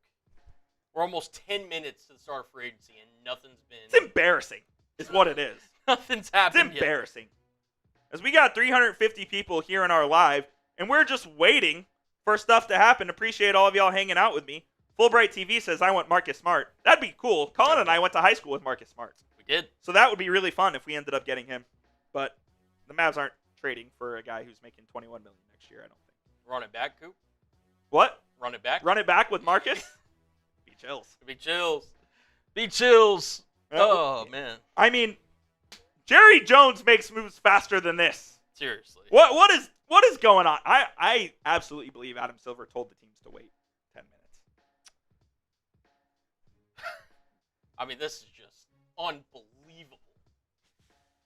What is going on? They're showing Ty Jerome highlights on my TV. We already know where Ty Jerome's going. Here's the thing. We pretty much know that the Mavericks are going to sign D'Angelo Russell. I think the Mavericks might be active in trying to move Omax or Jaden Hardy out in order to re-sign Dante Exum. And those will be the moves that they make. I don't think they're going to be making any major moves. I don't think they're going to be in the mix for any superstars or anything like that, as they already made their major move in drafting Cooper Flagg. But outside of that, I think that's going to be kind of it. Is this thing on? Hello? Yeah, you're on. No, free agency. Hello? What's happening, dude? Hello?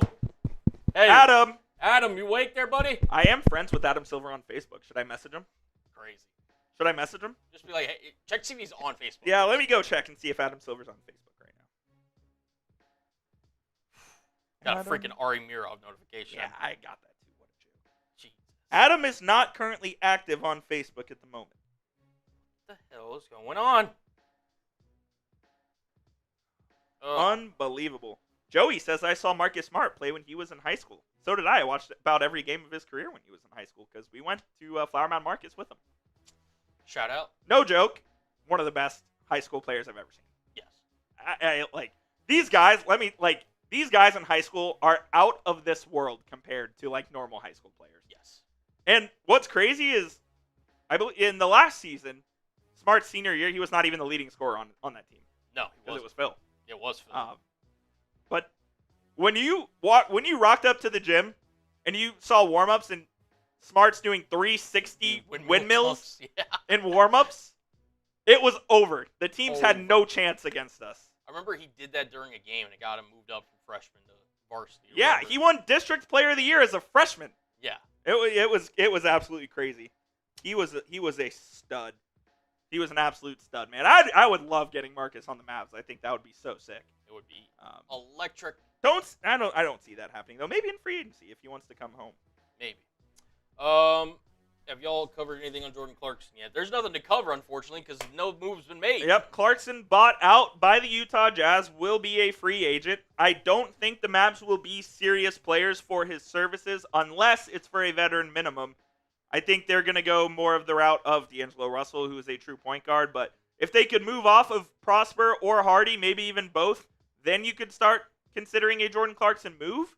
But I don't think he's going to be a Maverick this offseason. Vortex, Giannis did not get traded. Please stop spamming fake news in the chat. Please stop spamming fake news in the chat. I think the Mavs would like to bring back Dante Exum, but again, that hinges on if they are going to move off of Omax or Hardy. It sounds like there is mutual interest in a return from Exum. Yeah, that's such good bait, Vortex. Yeah. Vortex, you are about to get banned from the channel. I'm not even joking. Imagine if he was right, like we banned him and he was right. Oh, that'd be hilarious. Chandler, this is so funny. So, the DeAndre Jordan saga was 10 years ago this week. And the Chandler Parsons tweet of, I thought I had a good pump fake, just came up on my timeline. That was the most free agency. That one and then the Darren Williams saga back in 2013. Those were the best free agency moments I remember. Chris Haynes, we used to report agreements at 6:01. That time has changed right now. Yeah, is that what he said? Literally word for word on NBA TV. What a joke. I've never liked Chris Haynes as a reporter. This is disgusting from you, Haynes. This is gross. This is disgusting. Go back to your freaking podcast with CJ McCollum. I mean, it's embarrassing. Okay, the next person to say Giannis got traded in the chat, no joke, you're getting banned, I swear to God. I will ban you. I appreciate all of the support here on the channel with 350 people hanging out, but please don't put on fake news. All right, we do have some moves here. The Rockets are signing Aaron Holiday and Jeff Green to one-year vet minimum deals. Re-signing it. The first moves of free agency are here. Hey, man, there's something. It's something. It's nothing because they're re-signings and they can already do that. All right. Platypus, adios. Adios. And Ethan, you're gone as well. See ya. Deuces. See ya. Zach says, I go to Marcus High School right now. You're looking at two 2014 alums from Flower Mound Marcus High School. Go Marauders, baby. If you know what a Marauder actually is, let us know in the chat. Yeah, you can put that in the chat. It's fine. Yeah. That's cool. Yeah. Shout out to the Marauders, man. We got Jordan Schultz tweeting about NBA free agents. Schultz is sort of in the know with NBA. He just says, come on, do something. Unitive says, my guy Unitive, by the way, who's a real one, says, I expect a lot of signings to happen in a few minutes. Unitive, from your mouth to God's ears, man. I mean, what are we doing? Oh, Jaren Jackson, 5-year, $240 million. Ooh, the max extension for Jaren Jackson is the first move of free agency, even though it's not really a free agency move. It is something. A max deal for Jaren Jackson Jr. and the Memphis Grizzlies, 5 years and $240 million. It took it 15 minutes. I swear, Adam actually sent this out, saying no deal has to be reported until 5:15. There's just no way. Who said that? No, I'm just saying, like, there's just no way that it wasn't. Has to be. 5:15, dude. Sham says a player option in the final year of the contract as the Memphis Grizzlies secure one of their cornerstones for the long term. Defensive player of the year was Jaren Jackson, one of the best defenders in this league, and they get their man locked up for the long haul. Your initial thoughts on that deal? Yeah, I mean, look, they moved off Desmond Bane. The Grizzlies are kind of in a weird spot in general. Like, I guess they're committed to this kind of future with Jackson and Ja Morant. But Jaren Jackson is one of the best kind of twos in the league. I think he plays well with basically any five or any team in the league could really use Jaren Jackson's services. Not the greatest rebound in the world for a guy at his size, but a guy that can protect the rim, a guy that can score the ball at a pretty high clip. To me, this is a worthy extension. For Memphis, I'm not sure of the direction here. I'm really not. Yeah, I don't know either. And, like, is this the last season that they're going to really give Ja a chance. Like, if this team flames out in the first round, I think you have to ask serious questions about what the future of that franchise is for the Memphis Grizzlies. They just signed Jaren Jackson to that max deal. We know about Ja's off-the-court issues already. I think they're in a good position to compete next year. Even though they traded Desmond Bane away, they have a boatload of picks they could use as well. All right, guys. So, Again, what's going on? They're spamming KD got Yes, traded. KD got traded about a week ago. Yes. We know this already. Unitive says, what would an Omax deal look like? It would not be very complicated. It'd be like for a second-round pick and maybe an expiring contract of someone that they could just release, more or less. I don't think it would be that big of a deal. Peyton says, re-sign Grimes. Quentin Grimes is expecting to get about $25 million a year on his next contract. I do not want to pay Quentin Grimes 4 years, $100 million. So I'm good on that. Sometimes you just got to know what's best for your team, and not No question. down to deals like that. I just wish the Mavericks would not have given up the 35th overall pick in the draft in order to trade QG. Yeah. But maybe trading him was the correct move. Hey, the Mavs could have had Janai Broom, who the 76ers used from that 35th overall pick. Is that who they ended up picking for? Was yeah. it? It was Broom, right? I'm pretty sure. Yeah, no, I think you're right. Yeah. I love Janai Broom. Look, he was one of the best players in college basketball last year. Don't know if he's an NBA player. I think he could be a backup center. Maybe. But the Mavs would not have picked Janai Broom. I can tell you that because of all the centers that they have on their roster. Yeah. As we are just waiting. Yep. Mr. Cullen. And we got the one bit of news. If you're just tuning in, Jaren Jackson signed an extension with the Memphis Grizzlies, 5-year, $240 million deal with a player option on the back end of that deal. That is pretty much it, other than Svi Mykhailiuk. Svi guaranteed his deal. He's a shooter, so that's cool and all, but was that an overpay for Jaren Jackson? I don't think so. I think he's a guy that, in terms of a championship team, is he the greatest two in the world? No, but he's not the worst one ever. I think he's a really productive player in Memphis. And to be honest, if they were to pivot off of John Morant and just have him be kind of like the core just player while they try to find somebody else, I wouldn't hate it. To me, he's worth that kind of money. Yeah, I could see that. And shoots a three, block shots. If they didn't give him the max, someone else probably would have. Exactly. So you could have got a King's ransom. If you would have pivoted off of Jaren Jackson, you would have. Oh, we have another Grizzlies move. Ooh. Santi Aldama, a 3-year, $52.5 million deal to return to the Memphis Grizzlies. So the Grizz are carrying us here in 2025 NBA free agency. Oh, and Jaren Jackson's changing his number. 8. From 13 to 8. What did he wear at Michigan State? He wore a 2, I think. I can't remember. But so the Grizzlies retain both of their power forwards in Jaren Jackson and Santi Aldama. I think Aldama's a good player. I think he is too. We had him kind of on our board. I think he's a very productive player that comes off the bench for Memphis. Listen, yeah, a really solid deal at trying to do the quick math here. He wore 2 at Michigan State, so I don't know why he's going 8. What is that? It's not 14. How much is 3 divided by 52? That's 17, a little over 17 million. Yeah, that sounds right. Yeah. Roughly. Yeah, between 17 and 18 I'm million. not a math major. I took stats my fall semester of my freshman year in college and have not taken a math class since. Yeah, no, but I think that's a fair deal for Santi Aldama, who, here, we can pull up his stats here on the left. I mean, he was a productive player for the Grizzlies. Definitely somebody who I think they wanted to keep and re-sign. Averaged 12.5 points per game last year, 6.5 rebounds, shot 48% from the field. Good player, man. Again, they wanted to move off Desmond Bane, I guess, to protect themselves going into that, second apron. Yep. But yeah, Santi Aldama. Yeah, I think it's look, and let's just compare this. Aldama got this deal. The Mavericks gave Daniel Gafford 3 years, $54 million.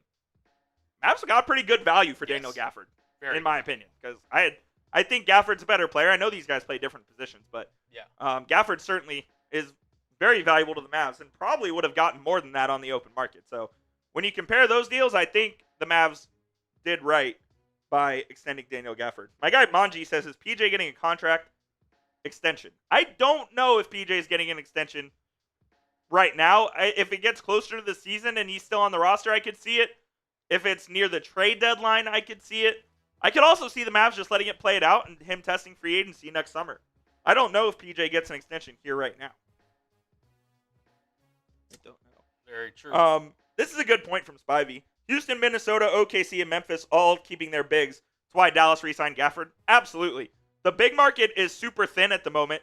The Mavs re-signing Gafford elevated his value, not only to the Mavericks, but to other teams as well. So the Mavs just keeping up with the big arms race, so to speak. Yeah, that 100% is a factor in why the Mavs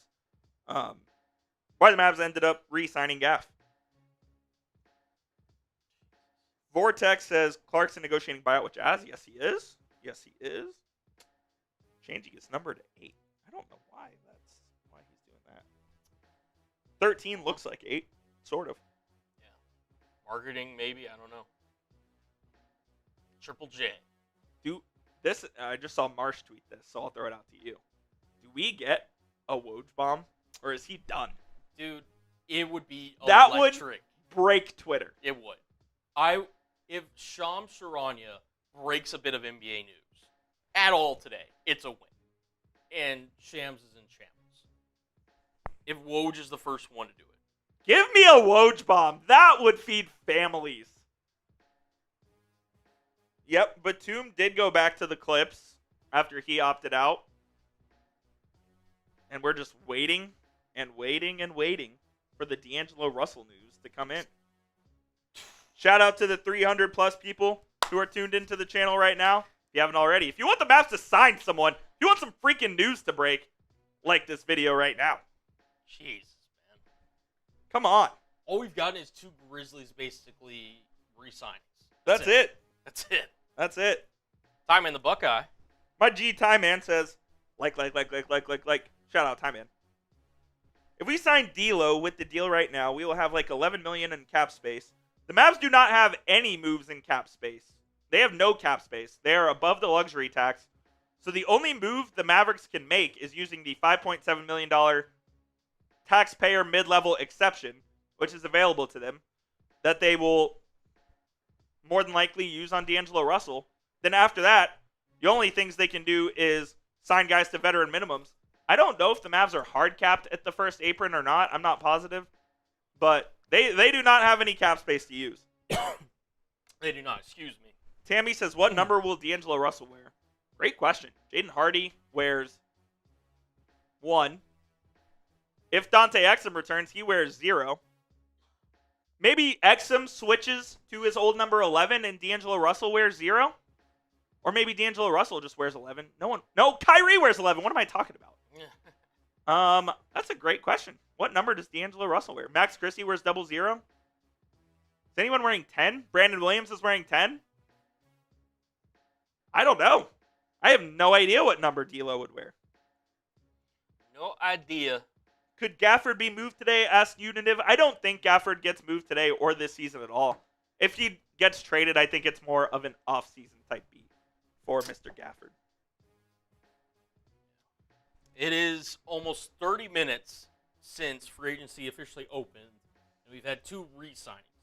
No one has officially changed teams yet. I'm telling you, Silver put in the call. I mean, it's embarrassing. Someone says D'Lo wears 77. No, he won't. It's retired.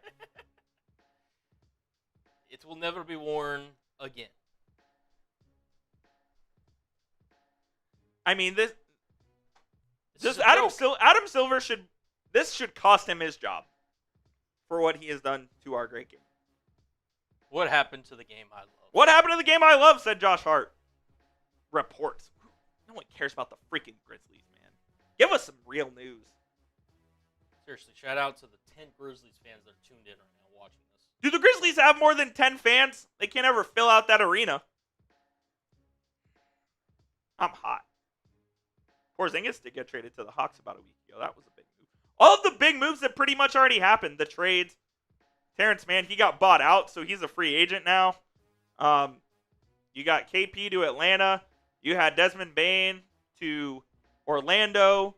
You had, what other major trades? KD to the Rockets.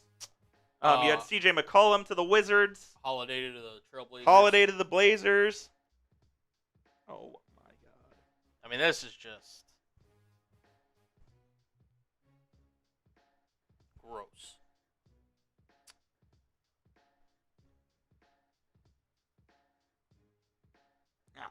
It is just straight up brutal. Mike Griffith says, come on, Mavs, do something. I would love them to do something, Mike. Great. I would love them to do It would be phenomenal.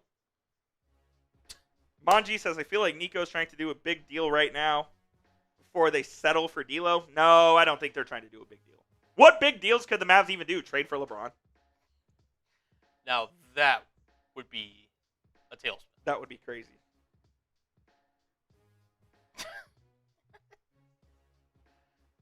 Oh, Tommy. Oh, Tommy. Again, so we've gotten re-signings. So again, I'll put this question back up. Will be the first free agent to sign elsewhere.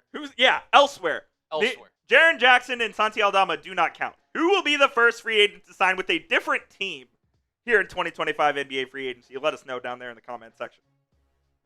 Cowboy season says everyone's scared of tampering. Yeah, they might be. The New York Knicks cheated to get Jalen Brunson from us, so maybe teams are scarred by that. Oh, Cole Anthony's father, Greg Anthony, suggests the idea of a contract buyout.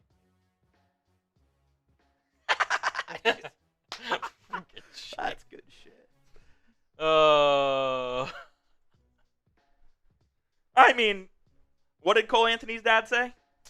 Greg Anthony suggests the idea of a contract buyout for his son. With Memphis. Yeah. I feel like he'd be good for Memphis as a backup point. Maybe Greg Anthony doesn't like his son playing in Memphis. Who knows? Maybe not. Cole Anthony was in that Desmond Bain trade as he went from Orlando to Memphis, and maybe he will be on the market here before too long as well.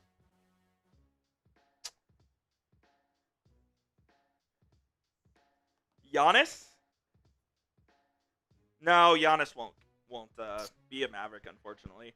Look, we are just waiting for for anybody to make the first signing of 2025 NBA free agency. You can see the ticker down below you. These are all of the moves that have happened up to this point with trades, extensions, all of that good stuff. But look, the Mavericks are expected to sign D'Angelo Russell.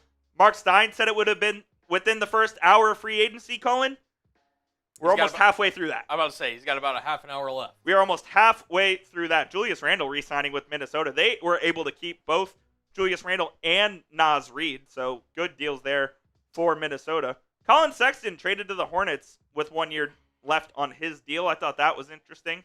For use of Nurkic. For Nurkic, indeed.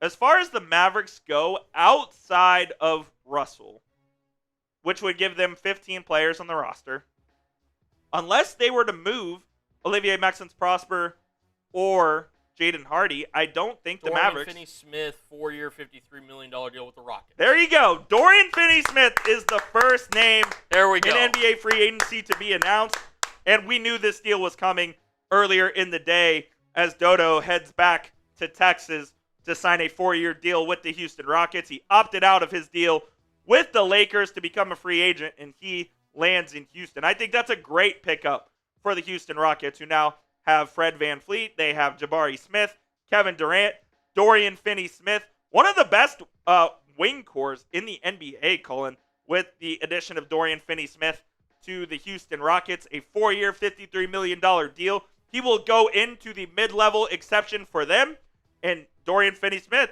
will be in Dallas twice a year playing against the Dallas Mavericks as a member of the Houston Rockets. Your thoughts? Yeah, Houston's really loading up here, man. I mean, they have made, I think you could make an argument that they're one of the biggest, if not the biggest winners of the offseason. I mean, obviously trading for Kevin Durant, you get Dorian Finney-Smith, and the fact that when you traded Durant, you really didn't have to give up much other than Dylan Brooks and Jalen Green, who probably, wasn't going to be in your plans anyway. Do we get another deal? Nah, same one. Okay. Oh, Paul Reed. Paul Reed, yep, there we go. Back to the Pistons. So yeah, no, I think with the core that they've got, I mean, we still haven't seen what Reed Shepherd can do. Obviously, Thompson's going to be one of the most athletic rising stars that we've ever seen. I mean, this is the Rockets are set up to be one of the big contenders in the Western Conference, in a loaded Western Conference. So who's going to play the 2 for that Rockets team? Because now with the addition of Finney Smith, you have Kevin Durant, Finney Smith, you have Jabari Smith. Yep. Who ends up playing the 2? Are they going to entrust Reed Shepherd with that? Maybe. I need to go take a look at Houston's roster and see exactly what they got because they traded Jalen Green away. I mean, Amin Thompson could be like one of the biggest. That's true. Like, could you see that happening? Maybe. I could see Tom. I forgot about Thompson too. Yeah. You have Fred VanVleet's coming back. Dylan Brooks is off the roster. You have Aaron Holiday. Cam Whitmore maybe just re-signed. Cam Whitmore could definitely play the 2. Maybe they're entrusting Cam Whitmore and Reed Shepherd with that position, or maybe they're trying to go a little Dallas Mavericks style and just get super big and athletic on the perimeter. That could certainly be an option as well.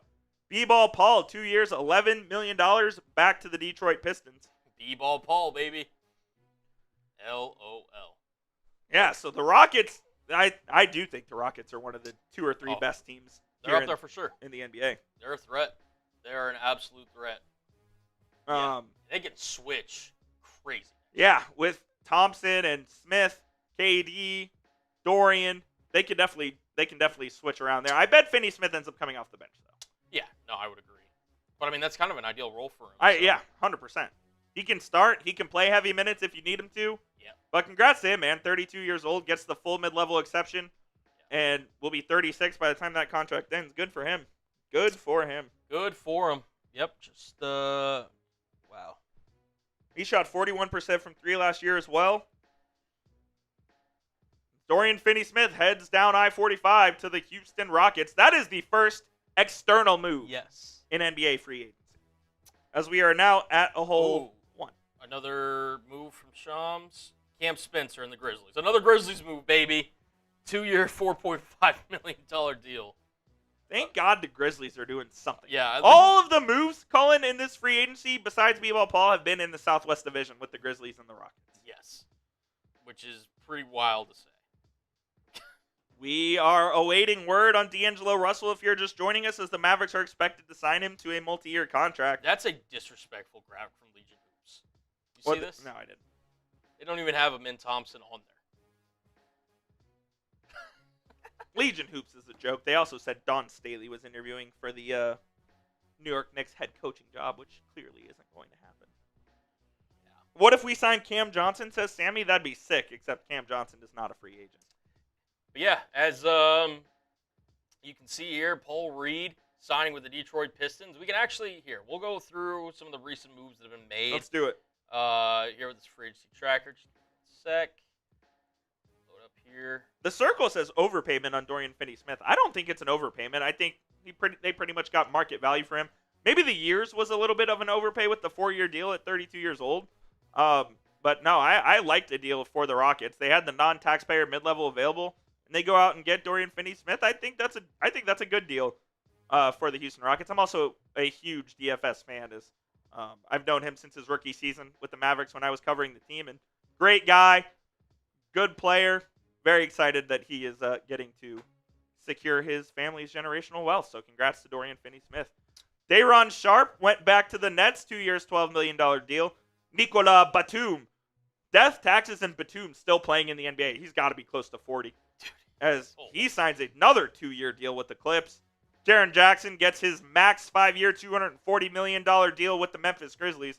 Santi Aldama re-signs with the Grizzlies as well on a 3-year, $52 million deal at right around $17 million a year. Dorian Finney-Smith heads to Houston after opting out of his contract with the Lakers, 4 years and $53 million on the mid-level exception. Paul Reed goes in probably to the biannual exception, I would guess, for the Detroit Pistons. 2 years, $11 million. And then Cam Spencer, is that a re-signing with the Grizz? Let me pull that up. To be honest, I don't know who Cam Spencer is. I'm not familiar with his work. But he goes to the Grizzlies, 2 years, $4.5 million. It looks like it. Okay. Because the way Shams... Yeah, re-sign. Okay, yeah. It does say that on the graphic. There we go. Cool. If you want the Mavs to sign someone, like the video right now, as we are waiting for the Mavericks to make a move. here in NBA free agency. Wow. So the first move, Dorian Finney-Smith, technically, that was like a re-signing level move. Yeah, I guess we're just kind of waiting it out here. As we're, roughly about 35, 36 minutes into free agency. We'll wait it out for a while. And then if D'Angelo just doesn't sign and it's whatever time we decide to go off, we'll go off. And then if he signs, we'll make a video. Edwin, D'Lo has not signed yet. He is not. I wish he had, but he isn't. It's Dorian Finney-Smith. He was the first external one. Yes, first external signing. Yeah, Grizzlies being very active this free agency period. Shout out to Memphis for waking up. Congratulations to the Memphis Grizzlies. I don't even remember who their GM is at this point. They've undergone a lot of change over the last couple of years. Oh, now you have Sperry trying to, with the copium on Twitter, talking about how getting rid of an all-pro safety is a good thing. Unbelievable. This guy. Zach Kleiman of the Grizzlies. There's their GM. Zach Kleiman, okay. Is he related to Rich Kleiman?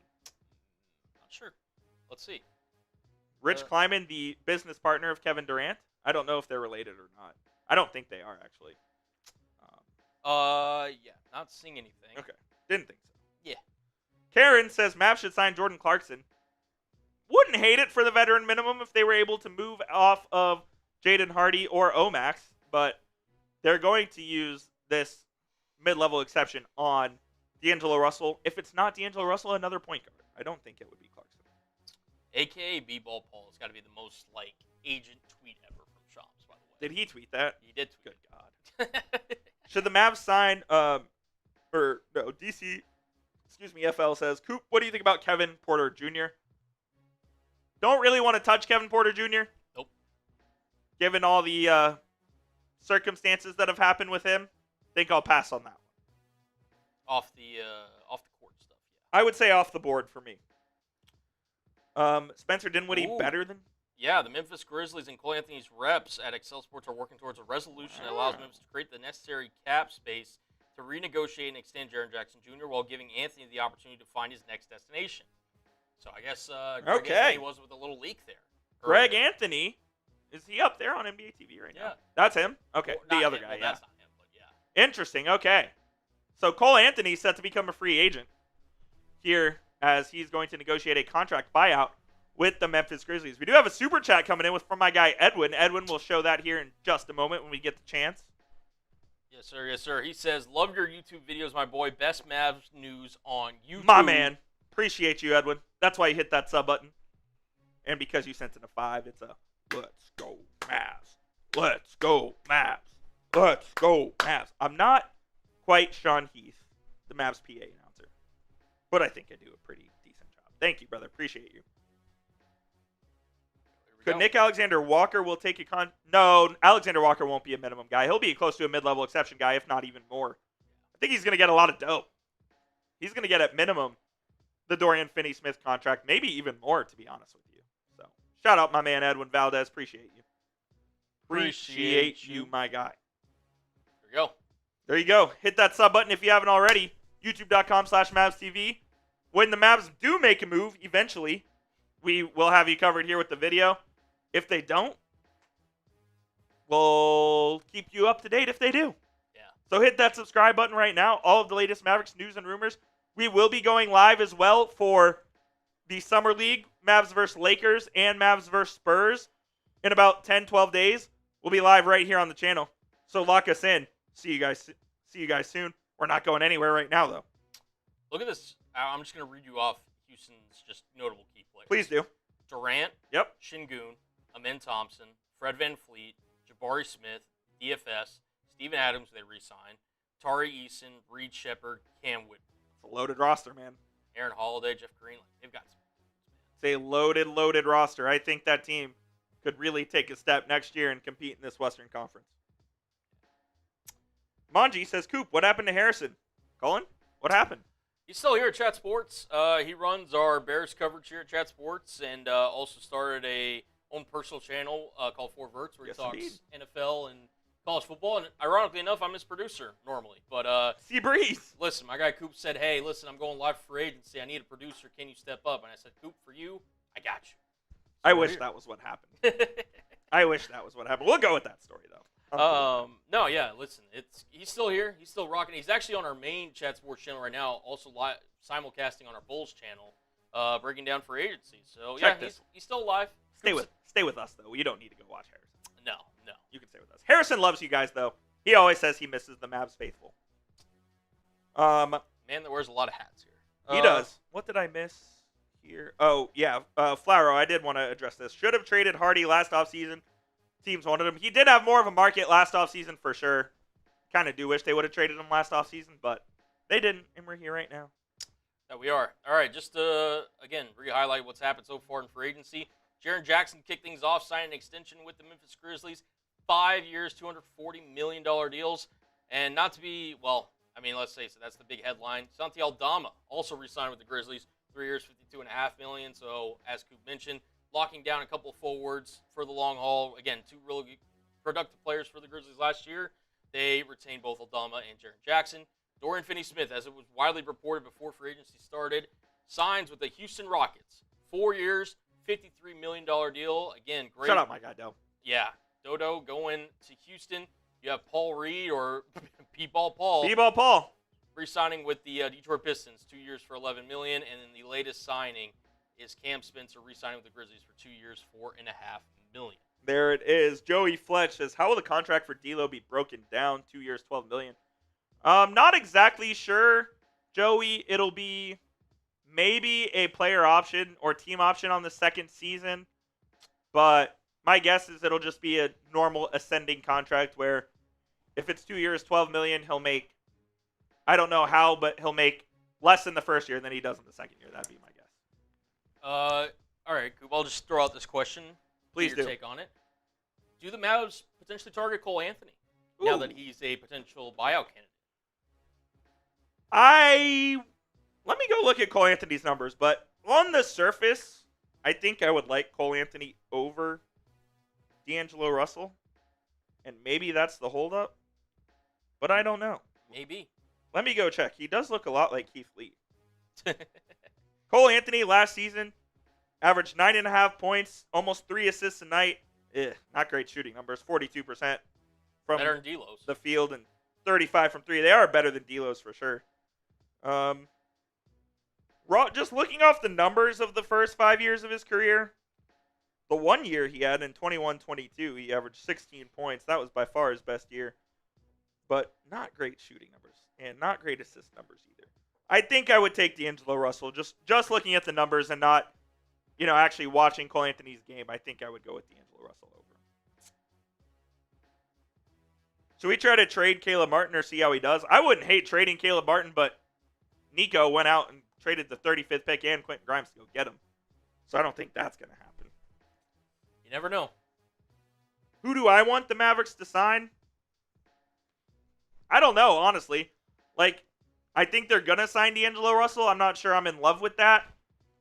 There's no one name in particular that I would love the Mavericks to sign. If they could get Nickeil Alexander-Walker, I would love that. But I don't think the Mavs are going to be in play there. Otherwise, I don't really have a name in particular that I personally would want the Mavs to sign. Let me know down in the comments, though, who you want the Mavericks to sign. Throw some names down in the chat. We can talk about them as we await the Dallas Mavericks to make a move here in free agency. It hasn't happened yet. Jake LaRavia. To the Lakers. Yes. Jake LaRavia headed from Sacramento to the Los Angeles Lakers on a 2-year, $12 million deal. Don't quite get that one for the Lakers, to be honest with you. Yeah, they're really kind of loading up their wing-ish. Yeah, they lose Dorian Finney-Smith, so I guess this is sort of a replacement. They drafted a Duke Diarra with the 36th overall pick. Still have Jared Vanderbilt, still have Rui Hachimura, still have LeBron James. So they're loading up on the wing as Jake LaRavia heads to Hollywood. Somebody tweeted out the LeBron replacement. Oh, man, yeah, 2 for 12. We'll get that on screen here in a second. Yeah, Jake LaRavia. I hope that's how you pronounce his name. Yeah, Laravia, something like that. Unbelievable. So Laravia goes to the Lakers, and they're gonna do a cut on me. So Sweet. cool. Who is your dream Mavs free agency signing this offseason? Let us know down there in the chat. Let us know. Just looking up Jake Laravia's stats from last year. I feel like he had a somewhat of a decent season. He's been a player I've kind of always liked. 6.9 points per game, 66 games played, 3.9 rebounds, 2.4 assists. Shot 47% from the field, 42% from three. Oh, So Chris Haynes is saying it's to the Kings. We have a source off? There's a source off. Source off. As Haynes is saying it's the Kings. Shams is saying it's the Lakers. Who is it? Who is it? I hope Chris Haynes is wrong. It probably is Haynes. Hey, if I had to pick one, I'm riding with Shams all day. Give me Shams. Um, With the Martians and the death beam pointed at Earth, give me Iguodala. Iguodala. I'm like locked in on Haynes' Twitter and seeing if he deletes his tweet. That'll be hilarious if he is. We got a source off, baby. And a team we've talked about a lot here early in free agency, the Memphis Grizzlies. They are also the rumored favorites for Ty Jerome of the Cleveland Cavaliers. Source off. We'll see. And again, Haynes is on NBA TV right now, so this would not be a great look. Do you think Haynes just mistook?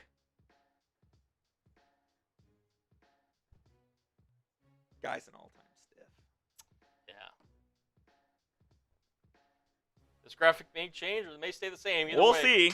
We'll Either way, it is a 2-year $10 million or $12 million deal. Spivey says there's a lot of guys on the roster handpicked by Nico, so I wouldn't expect any of the top rotation players to be traded. Very good point, Spivey. Don't think you'll see AD traded. You won't see Kyrie traded. Michael Scotto just tweeted out the Dorian Finney-Smith deal. What are we doing? I won't say never, because I never thought the Mavs would trade Luka. But I don't think that any of those guys are getting traded. Oh, Haynes edited his tweet. Oh, you fucking stiff, Chris Haynes. What a fraud, dude. He edited his tweet. What a fraud. Wow.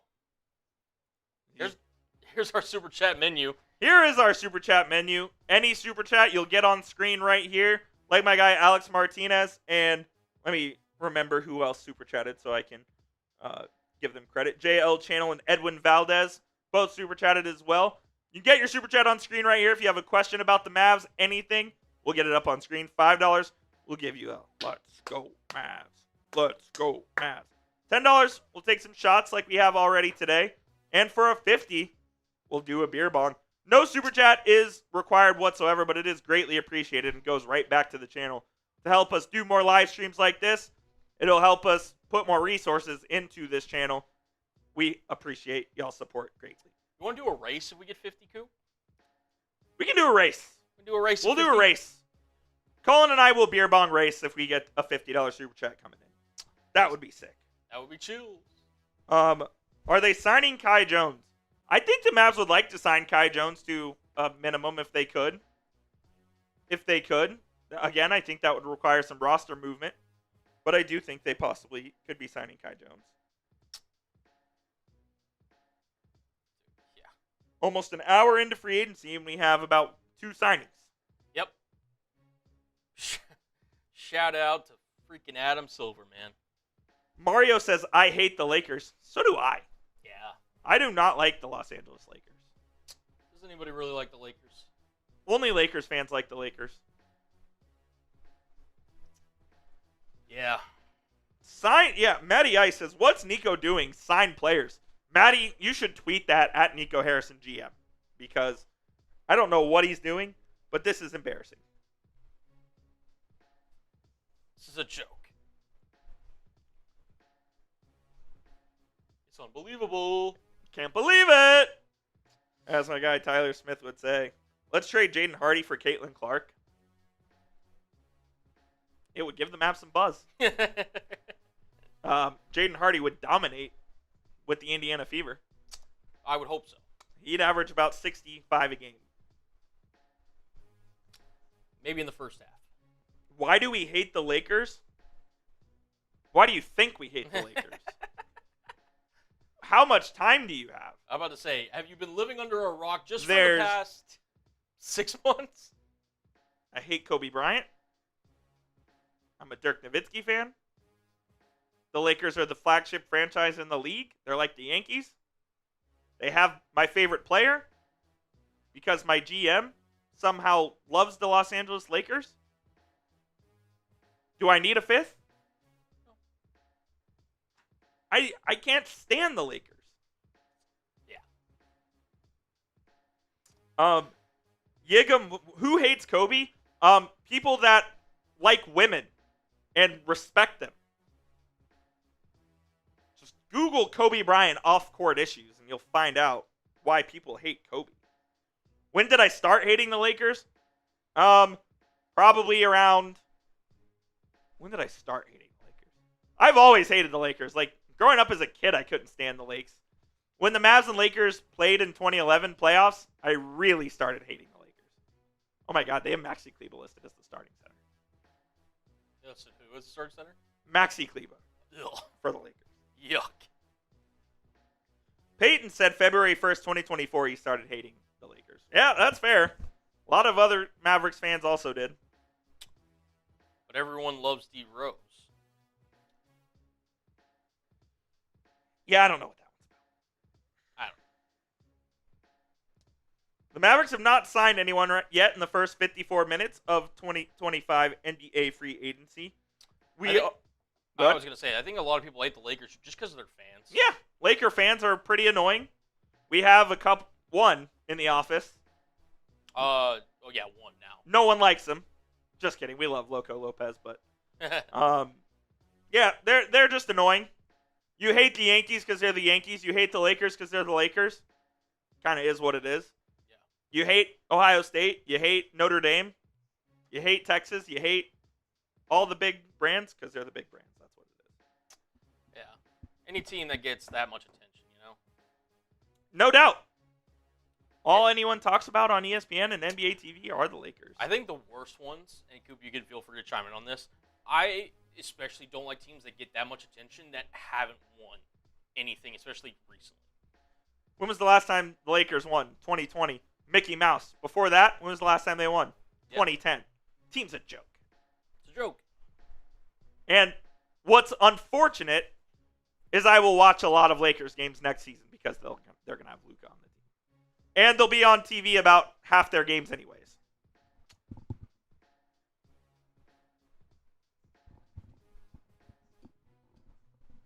As Jake LaRavia did go to the Lakers. He's their newest addition after losing Dorian Finney-Smith. Should kick Chris Haynes off the set. Haynes, how did you miss that one? Too. He got wrong he either got wrong info or he got just mistook because he was on TV.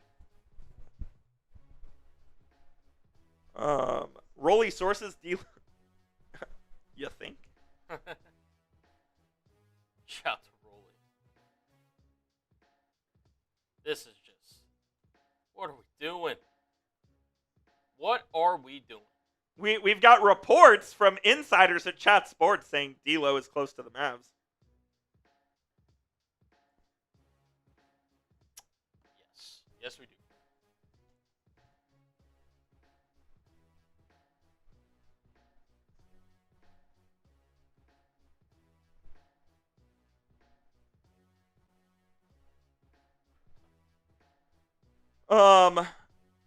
Our own Heat report extraordinaire, Nick Roloff, is saying D'Lo is close to a deal with the Mavericks. Thanks, Rolly.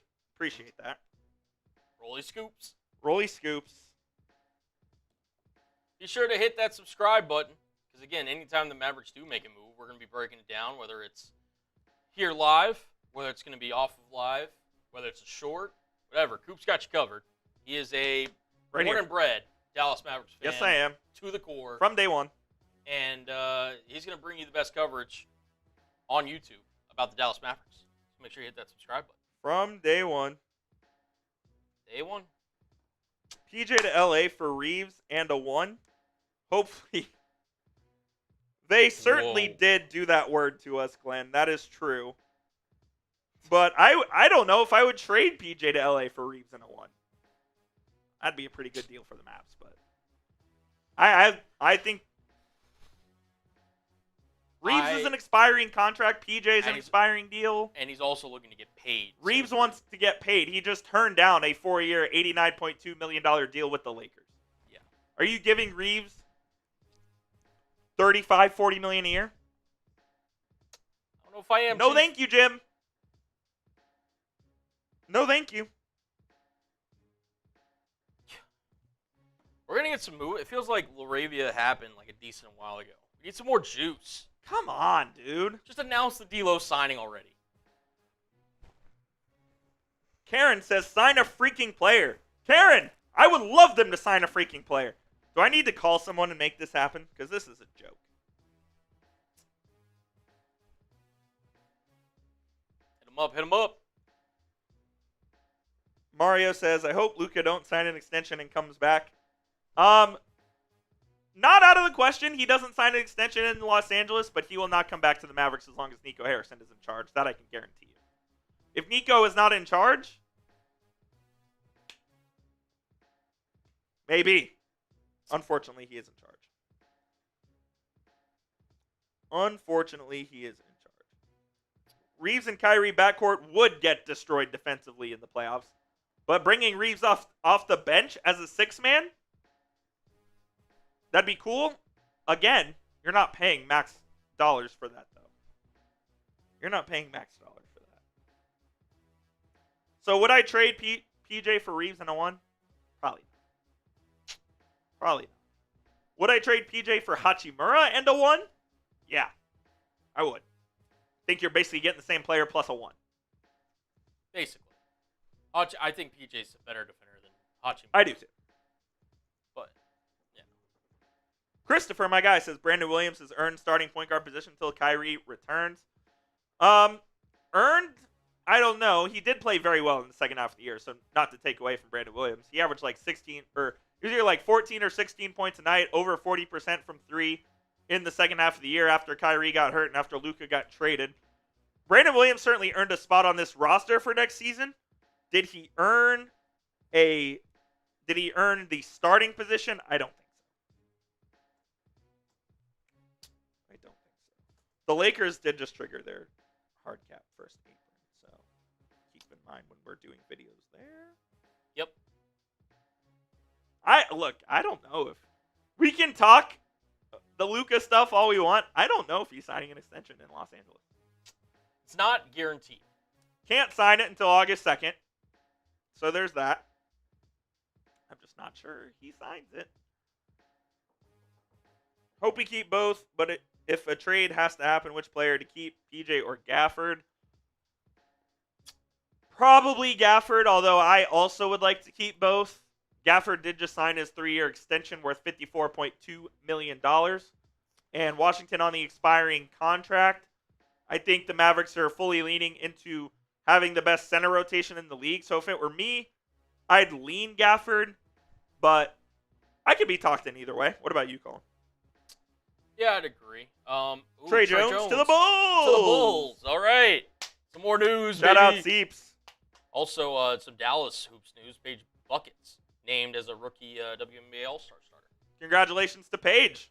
There we go. Appreciate Paige and all she's done for Dallas Hoops. 3 years, $24 million for Trey Jones to the Chicago Bulls. Was he there? This is a return, right? Yeah, pretty sure. I'm pretty sure. Trey Jones was, he was with Chicago. Return. Yep. Yeah, okay. He's with the Spurs the first half of his career. Got traded to Chicago last year. That's right. Cool. Decent re-signing. Decent. $8 million for a contributing player. Got to love it. Physics says, how do you feel about Westbrook while Kyrie is recovering? Colin and I are going to disagree on this one. I do not like Russell Westbrook, the player. I never have. I never will. Don't think he is a winning piece. I don't think he would help the Mavericks. That being said, I'll give Russ credit here. He has very much transformed himself into a good role player and has elongated his career because of that. So I will give him credit there. Just not my kind of player, man. Not my kind of guy. Colin, I know you feel the exact opposite, as he's your favorite player of all time. But just not my kind of guy. And I don't know if he fits this Mavs team anyway.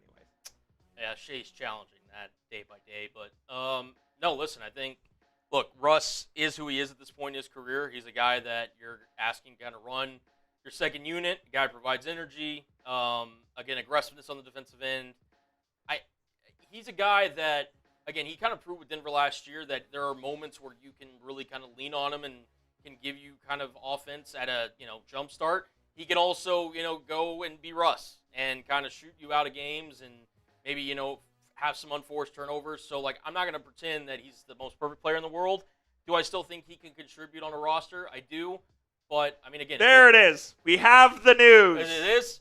D'Angelo Russell has signed with the Dallas Mavericks. 2 for 13. 2 years, $13 million. D'Angelo Russell has officially agreed to sign with the Mavericks. Breaking news here on the channel as D'Angelo Russell is heading to Dallas, as his agents of CAA have told ESPN that he is we knew it was coming, Joey.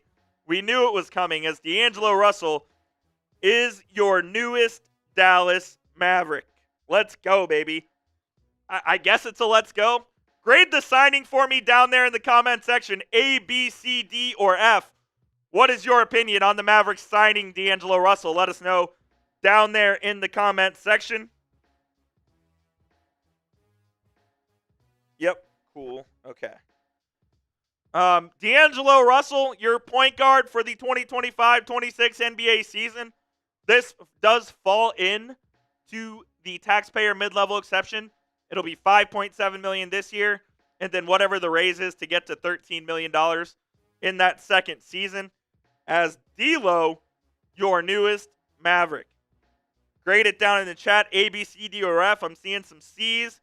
I'm seeing some A minuses, some B pluses. I'm seeing all around the board, so he's certainly polarizing. I'm going to start a new live poll as well, as D'Angelo Russell is a Dallas Maverick. Colin, your thoughts? Listen, it was widely expected. Look, I think at this price point, we kind of both said that D'Lo you wouldn't give this kind of money to, but he is going to come in now, be your kind of point guard that initiates the offense. He's a guy that has ran multiple different offenses throughout his NBA career, so at least he has that going for him. You're going to have to work around his defensive deficiencies. Excuse me. Little tongue twister there, but go vote in the live poll. Yeah, listen, he's a guy that hopefully, surrounded with his talent, surrounded with the shooting that the Mavs do have, maybe he can have a little bit of a resurgence in his career. But yeah, the newest Dallas Maverick, D'Angelo Russell. There we go. Very, very interesting, as this is the move that the Mavericks decided to make once it was clear that they weren't going to get Chris Paul. They chose D'Angelo Russell essentially over Malcolm Brogdon, it sounds like. And D'Lo, the 29-year-old guard from Ohio State, is a Dallas Maverick with a 2-year, $13 million contract. Very, very interesting. As Bobby Marks noted, he's being signed with the $5.685 million taxpayer mid-level exception, which is exactly what we thought the Mavericks were going to do there. As D'Lo is going to be a Dallas Maverick, man. Very, very interesting. Very, very interesting. I'm ready when you are. You got that 2-player comp as well. Cool. Great. All right. And then if you want to, we can just show the roster chart. You don't have to read them in or anything, but that's cool. If you need to, if you want to, that'd be great. Just put them in you can replace Exum with them, because Exum's not on the roster right now. We'll get into our breaking news cut here in just a moment about D'Angelo Russell signing with the Dallas Mavericks. Before we do that, though, let us know down there in the comment section. Grade the signing A, B, C, D, or F. Right now in our live poll, most of you are saying it's a B, 45% of you. Some are saying A, some are saying C. Most people are saying it's not a D or an F, which is pretty surprising to me, but very, very interesting. All right. Colin, when you're ready. Little breaking news before we're going to get in this cut. No way. Nuggets are trading Michael Porter Jr. and an unprotected 2032 first-round pick to the Nets for Cam Johnson. Wow, what a move for the Denver Nuggets as they like get that off a that lot. Michael Porter Jr. deal. I like that a lot. Cam Johnson, a very good 3-and-D wing, heads from Brooklyn to Denver. Love that deal for the Nuggets. Yeah, we're going to get into it more because we got to talk about D'Angelo Russell, but wow. Had to say that right off the jump. No question. All right. D'Angelo Russell is a Dallas Maverick. We're going to break it down for the next 8-10 minutes or so right here on the channel. And, of course, if any free agency moves happen after that, we'll break those all down. But right now, D'Angelo Russell is a Dallas Maverick.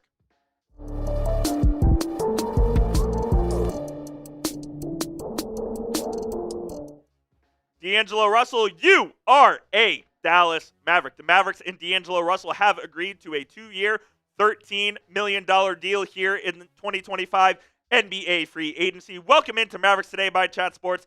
Jeffrey Cooperstein here with you guys. For the next 10 minutes or so, we are going to be breaking down the D'Angelo Russell signing for the Mavs. Off the rip for me, though, grade the signing down there in the comment section. A, B, C, D, or F. What do you think of the newest Dallas Mavericks point guard? Curious to hear what you guys have to say. I've talked over the last few days or so that I'm not really in love with D'Angelo Russell, the player, for the Dallas Mavericks. I'm not sure that he is the point guard that I want to run this Dallas Mavericks team. And for the first 55 to 60 games of the year, it is going to be D'Lo who will be that opening night starting point guard and probably will be your starter until the middle of February when Kyrie Irving returns from that torn ACL. Russell last year with the Lakers and the Nets played in 29 games for each team.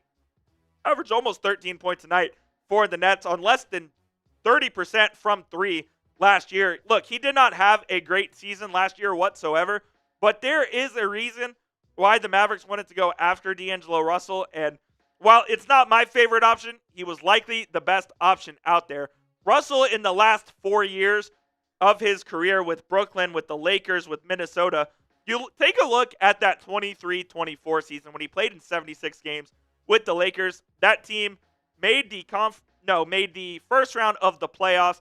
The year before that, they made the conference finals. And Russell had the best stretch of basketball, honestly, of his career over that 130 games or so, where in 23-24, he averaged 18 points, over 6 assists, shot 41.5% from three. And then you had the year when he got traded from Minnesota to the Lakers, averaged 17.5 points and shot almost 40% from three as well. That's what the Mavericks hope they are going to be getting from D'Lo, and he is going to be the starting point guard for this team right now that does not have a point guard because Kyrie is returning from that ACL.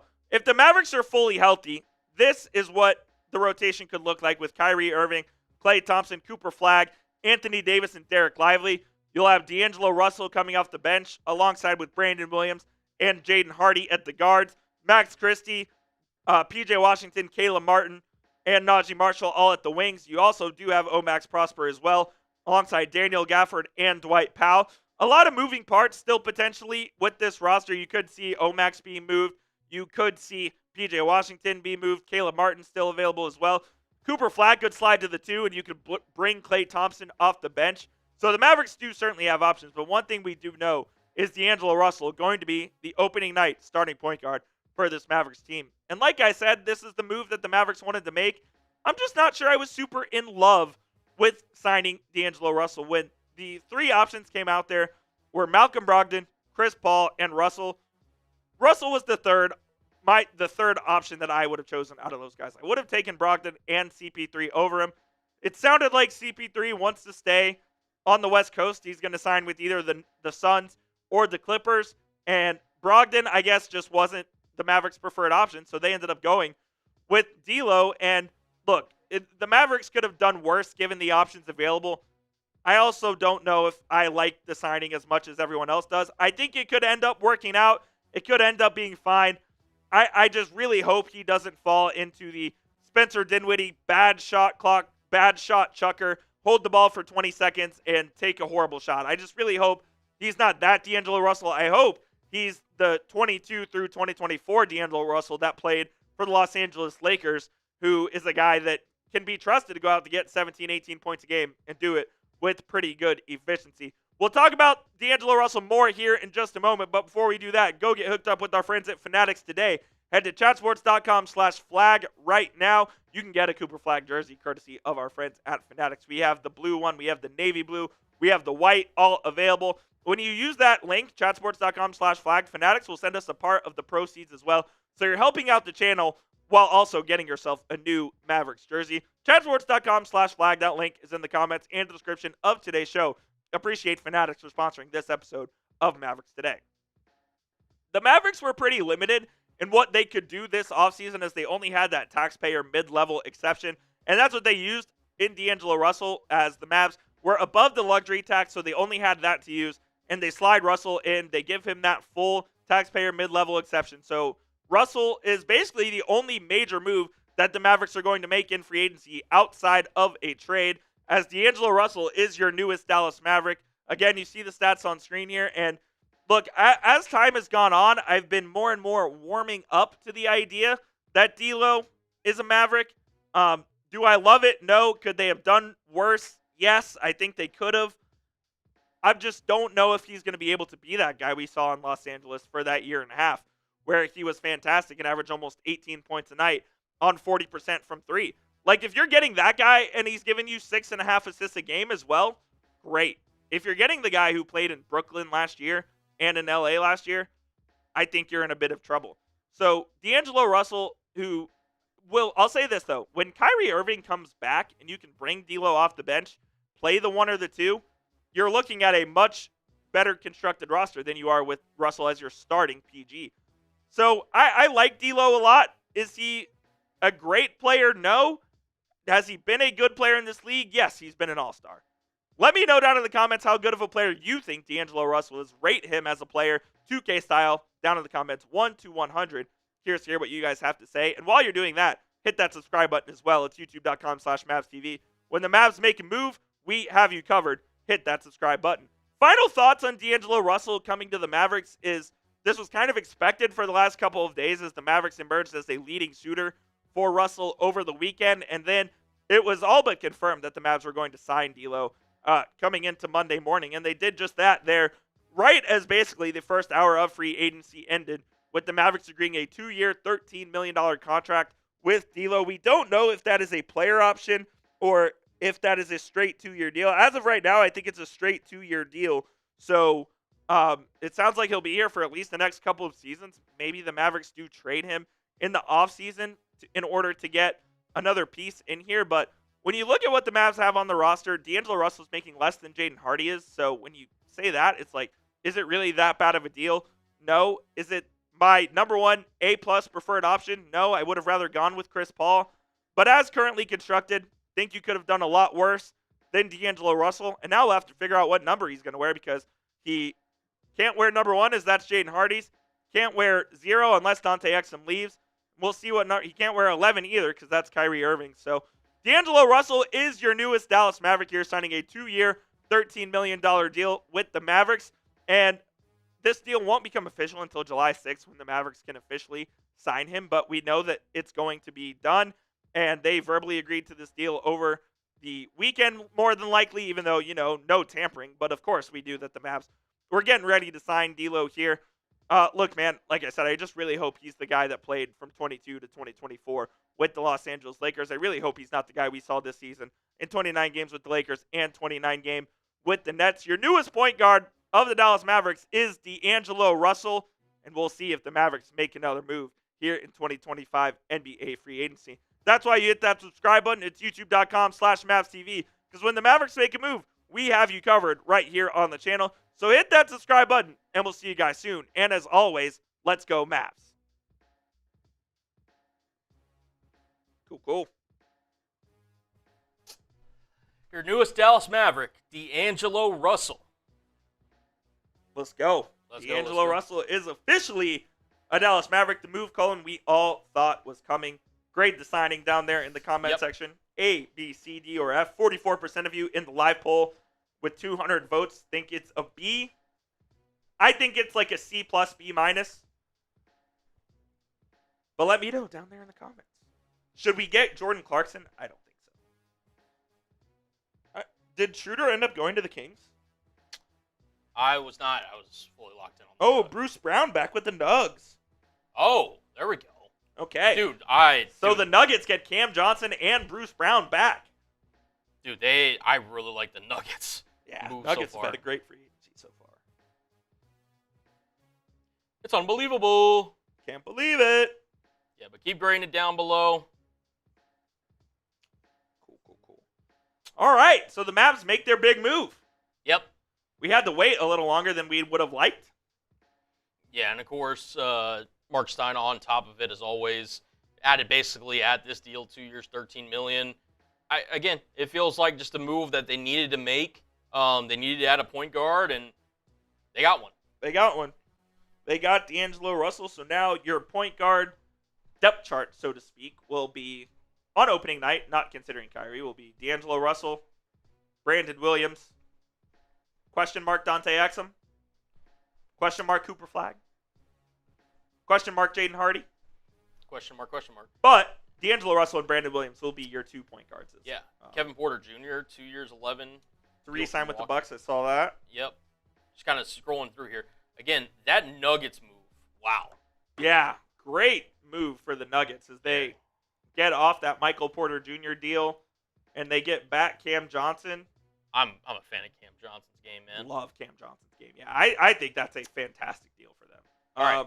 We can kind of re-highlight. Yeah, let's see what all we missed. Oh, only just those 2. So we've got this, and then we got 3 more on the next page. So okay, sweet. Obviously, we just broke down the D'Angelo Russell move right before Trey Jones did re-sign with the Chicago Bulls for a 3-year, $24 million deal. And then obviously the big trade.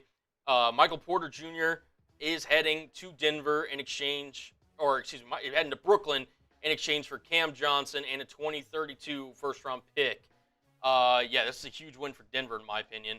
And then also Ty Jerome, 3 years, $28 million deal, which was also widely reported that he's heading to the Grizzlies. Kevin Porter Jr., that we just mentioned, 2 years, $11 million deal to the Milwaukee Bucks. And Bruce Brown, heading back to where he won the NBA title back in, 23? 23. With the Nuggets. 1 year, full details to be determined. So a lot of news happening here, but obviously for the Mavericks side, D'Angelo Russell being the main move. I bet for Bruce Brown, that's also a taxpayer mid-level exception, but we will find out there. D'Lo with the Mavs, 84 or 85. Okay. That's a high grade for him. I'll give him like a 77. Oh, God. Why did I say that number? I didn't even mean that. 78. 78. Kevon Looney to the Pelicans. Leaving the Dubs. 2 years, $16 million. How about it? And it's a player option. It is a player option for D'Angelo Russell in the second year. There we go. Okay. Interesting. That's kind of what I figured was going to be the case. Yep. I said it wasn't a straight 2-year deal, but that's fine. Whatever. I'll just pin a comment or something. So, player option in the second year of the deal for D'Angelo Russell. So if he has a great season this year, Cullen, he'll opt out. If he has a great season, he'll opt out and won't be a Maverick. If he has a bad season, he'll opt in. Exactly. Pretty simple there. Pretty simple. You can hit that subscribe button if you hadn't already. We just broke down the D'Angelo Russell signing here live, and we're talking all things free agency here. As again, the latest signing is Kevon Looney, 2 years, $16 million with the Pelicans.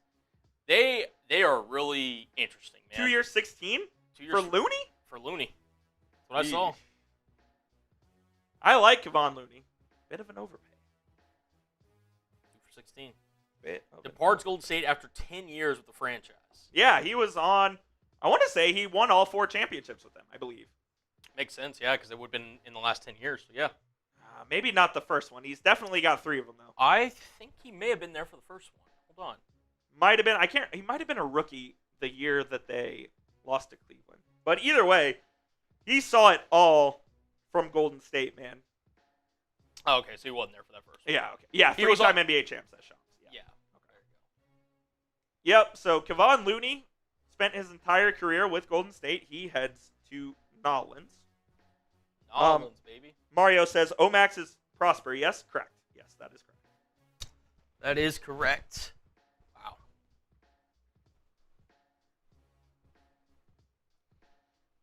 If you missed it, D'Angelo Russell has signed a 2-year, $13 million deal for the Dallas Mavericks, a player option on that second year. So if he has a good season, that means he'll opt out and become a free agent, which is ideally what we would like, Colin. Yes. We would like him to opt out and become a free agent because that means he did something right for the Mavericks. Yeah. No, 100%. Playmaker, Spivey, even if Flagg plays a little point guard, D'Lo and Williams can each play off ball. Yeah, absolutely. They both could as well. The one thing I like about both Russell and Williams is that they'll both push the pace. Yep. And on the offensive end at least, which is kind of what Jason Kidd wants from his point guards. He wants his point guards to play fast and be pace pushers. So I don't hate this move. I don't love this move, but I don't hate it either. By the way, Cam Thomas and Michael Porter Jr. CTE ball in That's Brooklyn. a lot of CTE ball over in Brooklyn. Sure, the Kings, you mentioned that. Man, oh man. Now we're starting to ramp up. It took it about an hour. Yeah, I don't know why it took so damn long, but now we're finally getting some deals to go here. Yeah. And again, Shams tweeting the end of the era with Looney. No doubt about it, as Looney goes to the Nolans Pelicans. They got to win this year, man. After the trade they made with Atlanta, like they got to win now. Who? New Orleans. Oh, yeah, they're trying to. Yeah. I don't think they will. No. But they're definitely trying to, as they got rid of C.J. McCollum.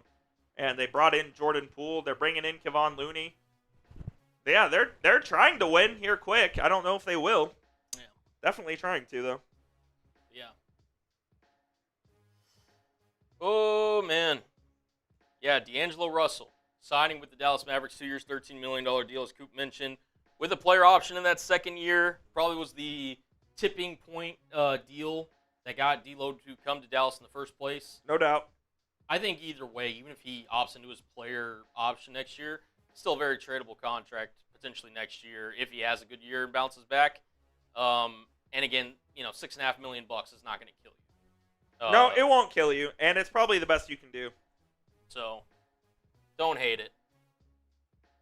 Just getting out a tweet real quick. Ooh, do we have an Al Horford to the Warriors tweet loading? There's sources. Sources.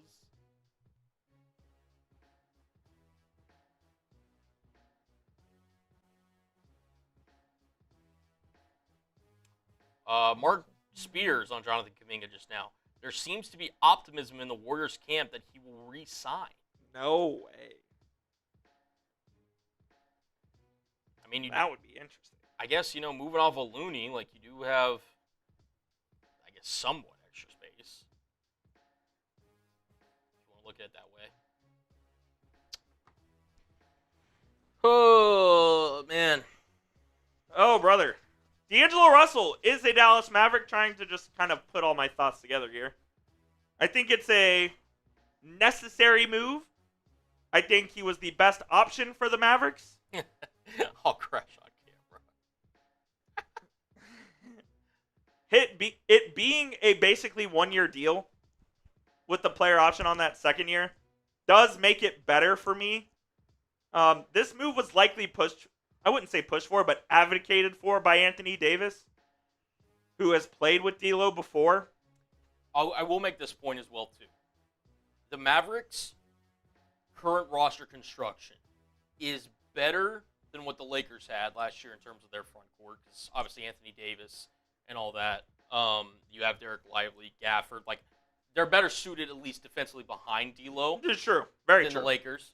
The Nets, I mean, they had Nick Claxton. They've got some, athletic wings and stuff like that. But there is hope for D'Lo to potentially work out in Dallas. There's definitely hope for it. You got to hope that he is his 49% from the field, 41.5% from three self. Or close to that. Yeah, versus, can you just get the L3 back? Nope, there we go. Versus him being the guy who he was last year, who shot less than 40% from the field and right around 31.5% from three. That's not the guy you want. You want the guy who, from 22 to 24, shot over 40% from the field from three. Luke Cornett, 4-year, $41 million deal to the Spurs. Good for Mr. Luke Cornett. Good for him. Wow. He gets over $10 million a season from Liberty Christian. Liberty Christian, yep, local product. Local product. Good for him. The Mavs are not going to go get Russell Westbrook. Brent Workman says Russell compared to Dinwiddie. Yeah, that's kind of how I compare him. I think they're pretty similar, and I guess the Mavericks elected the passing of D'Angelo Russell over Dinwiddie, and that's why they went with him. So, D'Angelo Russell is your newest Dallas Maverick. Get 2 years and $13 million player option on that second year. There we go. Do you want to kind of just run through the other moves? Yeah, let's run through the other moves. All right. So Michael Porter Jr. being traded to the Brooklyn Nets in exchange for big deal Cam Johnson, and they're also sending a 2032 first-round pick to bring Cam Johnson to Denver. Huge trade.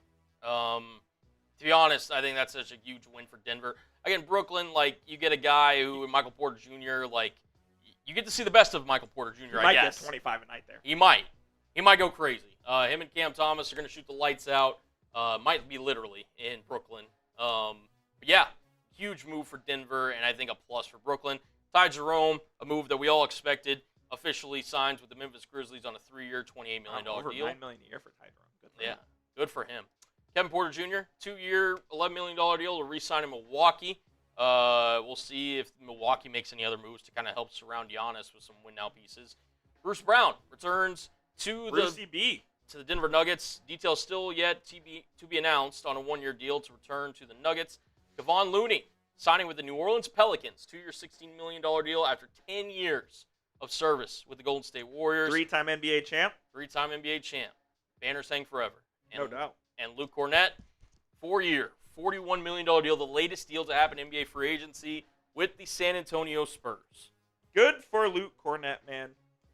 And the Spurs, with that double big lineup, they could go Wemby and Luke Cornett on the floor at the same time. That would be fascinating. Yeah. What is it? The jumping contest threes heading to San Antonio from the paint. He loves contesting threes with both hands up from the paint. Love that. Yeah, that is pretty much that's free agency up to this point. That's about what we got here. Probably stay live for the next half an hour-ish. Or so. Give or take. Yeah. Here, real quickly, do you want to talk about our friends over at Fanatics? I would love to. As Fanatics has you covered with all of your Mavs merch needs, just like this Cooper Flagg jersey right here. When you go to chatsports.com/flag, use that link. Fanatics will send us a part of the proceeds as well, so you can get yourself a dope Cooper Flagg jersey in either this blue, the navy blue, or the white. They are going very fast. Go to chatsports.com/flag right now and get the jersey of not the newest Mavericks player, but the newest Mavericks draft pick right now. He's wearing number 32. To go get him. They are going fast. That link is in the live chat and in the description of today's show. Chatsports.com/flag. Go get hooked up with our friends over at Fanatics Today. Shout out to Fanatics for sponsoring this live episode of Mavericks Today. Got to love it. Gotta love it. Enjoying our free NBA free agency coverage? Like the video. Let's go. Let's go. Like it right now as we are waiting for more news to Clint Capella back to Houston. Whoa. Really? 3 years, $21.5 million. Houston dealing. Houston is loading up, folks. Wow. I thought that was going to be a potential guy that the Lakers might look to invest in. It was rumored that they were interested in him, Brook Lopez, and it sounds like DeAndre Ayton. But no, he heads back to Houston. Wow. Clint Capella back to the Rockets. Get on it, Jeremy Chugs. Which is, I guess, is he going to be their starter at center? Well, Şengün, right? Yeah, it's got to be Şengün. Yeah. So he'll be, yeah, definitely.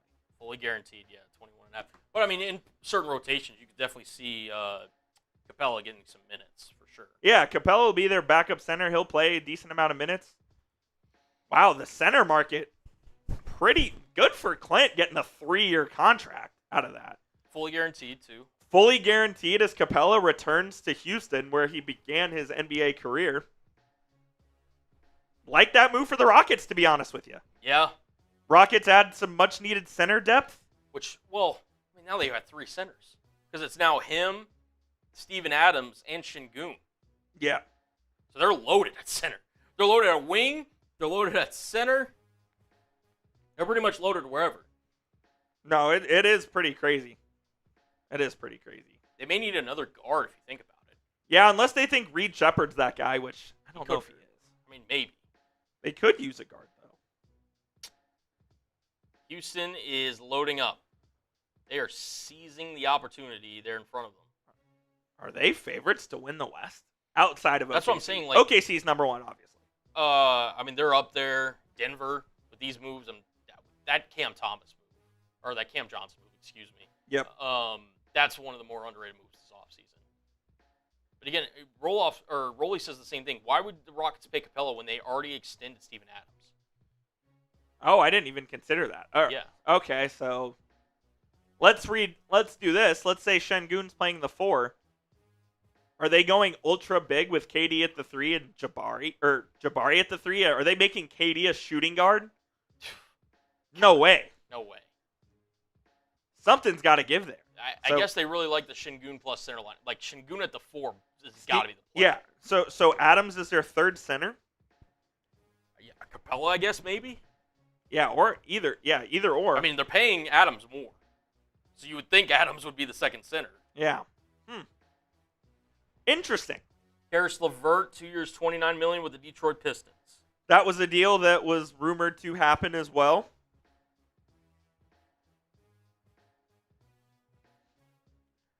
Karis LeVert heading to Detroit. Wonder what that means for Tim Hardaway Jr., who is a free agent. Probably means he's not coming back. I would imagine that means that as well. I don't know. Clint Capella, huh?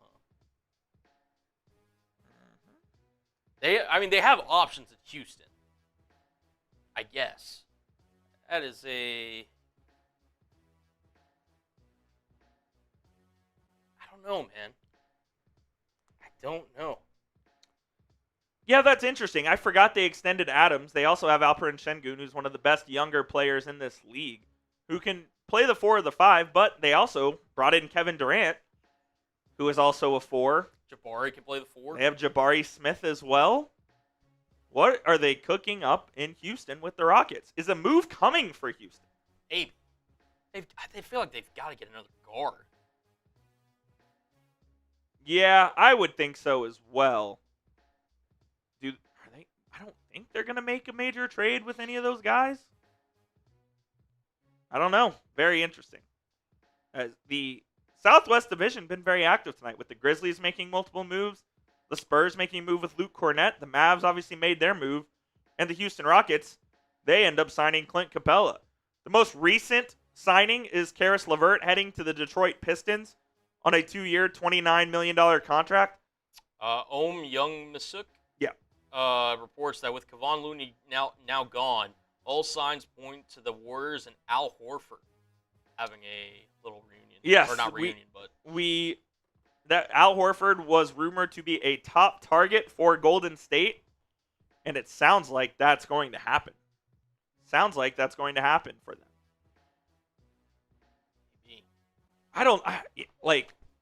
Golden State could use Al Horford. I don't hate that fit. I'm just surprised that he's not going either back to the Celtics or just retiring, to be honest. But guess he wants to play one more year, try to compete for a title.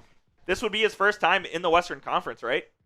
No, he was with OKC, wasn't he? He was with Thunder. Yep. Okay. Yeah, so I don't know why I thought that. So, yeah, he will. This is probably his last season in the NBA, I would imagine, as he goes to the Warriors to try to win one last title. Wow. Yeah, a lot of things shaking up here in Houston. Again, we can kind of look at Houston's moves here.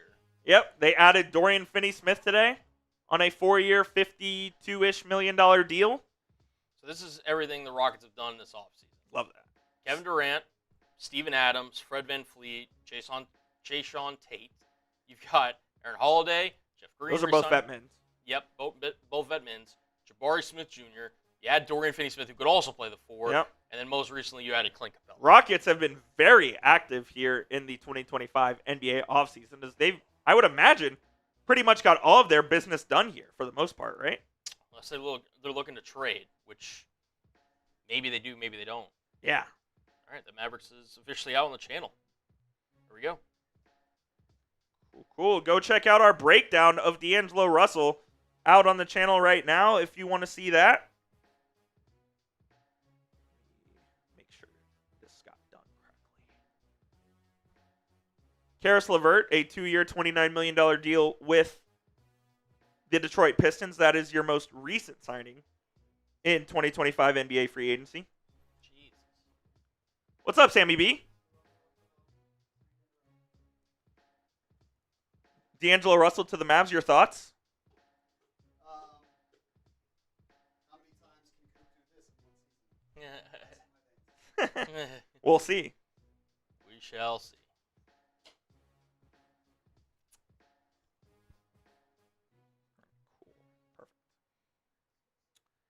Okay. It also feels like for the first time since Harden left Houston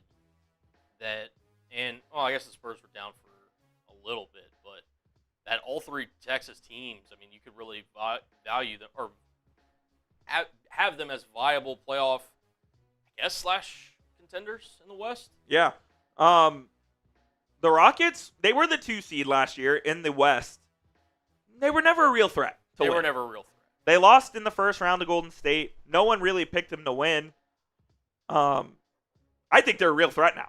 I think they are a real threat with the additions of Kevin Durant, Dorian Finney-Smith, Clint Capella. They've done very, very well for themselves here in NBA free agency in the first hour and 38 minutes of it. Shout out to Mamba, says Mavericks for life, no matter. Appreciate you, my guy. Bang, bang. DC says the last time AD and Russ played a full season, they did amazing. They absolutely did. And that's why I'm holding out hope is they did play very well with each other. The Lakers, that was the best stretch of ball of his career for D'Angelo Russell, one of them at least, outside of the All-Star year he had in 2018. But the Lakers made the conference finals in 22-23. They lost in... Did they lose in the second round in 24? No, they lost to the Nuggets in the first round, I believe. Yeah.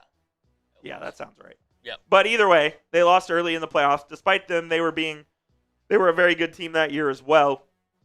So yeah, that definitely does give you some hope that those guys will pair together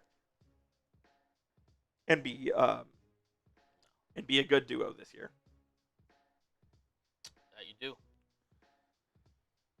Physics says Rockets 2 CDS, but 4 games above 8 seed. Yeah, exactly. Like they were a good team, but I don't think anyone saw them as a real threat to win the West last year. I know I didn't, at least.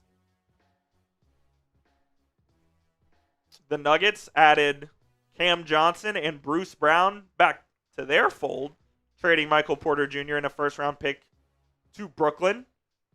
Great move for the Nuggets. Yeah. If I'm looking at the West, look, defending champs up there. You've got Houston, Denver's up there. Obviously, the Lakers, once they add a center, literally once they add a capable center, they're in the mix. We thought that would have been maybe Clint Capella, maybe it's DeAndre Ayton, maybe it's Brook Lopez. Yep. After that, you're looking at Clippers. The Mavericks are kind of in that discussion, I would say. I'd agree. The Spurs are up there, especially with hopefully a healthy Wemby. Minnesota didn't even mention. Minnesota's probably in that first group. Yep. It'll be interesting, man. I also don't love Julius Randle, the contract they gave him. They didn't pay him as much. 3 years, $100 million. Yeah, don't love that. I'm not a fan. I'm not a huge fan of that deal for Julius Randle. They also re-signed Naz Reid, so they basically just kept their team together. Yeah. We'll see what happens with Alexander Walker, though, as it sounds like he might be on the move somewhere. If you would have asked me, I would have much rather let Julius Randle walk, keep Nickeil Alexander-Walker, and maybe try to add another piece via trade or what have you. Don't know their cap situation. My biggest thing with Randle is he's never been really good in the playoffs. This year, In the first 2 rounds of the playoffs, he was sensational. He was fantastic against the Lakers. He was very good against the Nugs as well. So maybe he's kind of turned the corner at that aspect, but I personally would not have paid him that. That's fair. I personally would not. Karis LeVert, the most recent deal, though, is we haven't had a deal come down in the last 10, 15 minutes or so. If you're enjoying NBA free agency, like the video. Hit that like button. DC says the only thing I'm worried about is how long we can hang in the West. When Kai comes back, we're not in a grave. Yeah, I think the Mavs will be able to at least tread water in the West as long as they can hover around 500, a little over 500. I think they'll be just fine when Kai comes back. You just got to make a play to be in the top 6. Ideally, you're not in the play-in, and you're in that top 6 seed. As long as you can hover around then, Kyrie comes back when they say he is, I think the Mavs will be in a good position. Fair enough. What on earth? What are you seeing? Oh, no, nothing. Just... We're good. Okay. What else? Hit that like button if you haven't. Appreciate all of the support, all of the 6,300 and 300 people currently watching with us right now. Thank you. Thank you. Mamba Randall is a playoff choker. Randall definitely is a playoff choker. There's no question about it. Let's see. Yeah, the Mavericks rotation when healthy, they are very, very deep. At the point guard, you'd have Kyrie, D'Angelo Russell, and Brandon Williams. Shooting guard, you'd have Klay, Max Christie, and Jaden Hardy. Small forward, it's Cooper Flagg, Najee Marshall, and Caleb Martin. At the 4, it's PJ, Anthony Davis, Max Prosper, if he's still here. At the 5, it's Derek Lively, Daniel Gafford, and Dwight Powell. If you say anything you want about the Mavs roster, it is one of the deepest teams in the league. 100%. And we saw, this past postseason, 2 teams that, had really deep teams that could go 10 deep, make it all the way to the NBA Finals. So you're right there if you're Dallas. And, again, knock on wood for health. Kyrie Irving, Anthony Davis, Klay Thompson, they've all been there before at the highest level. Have that veteran experience.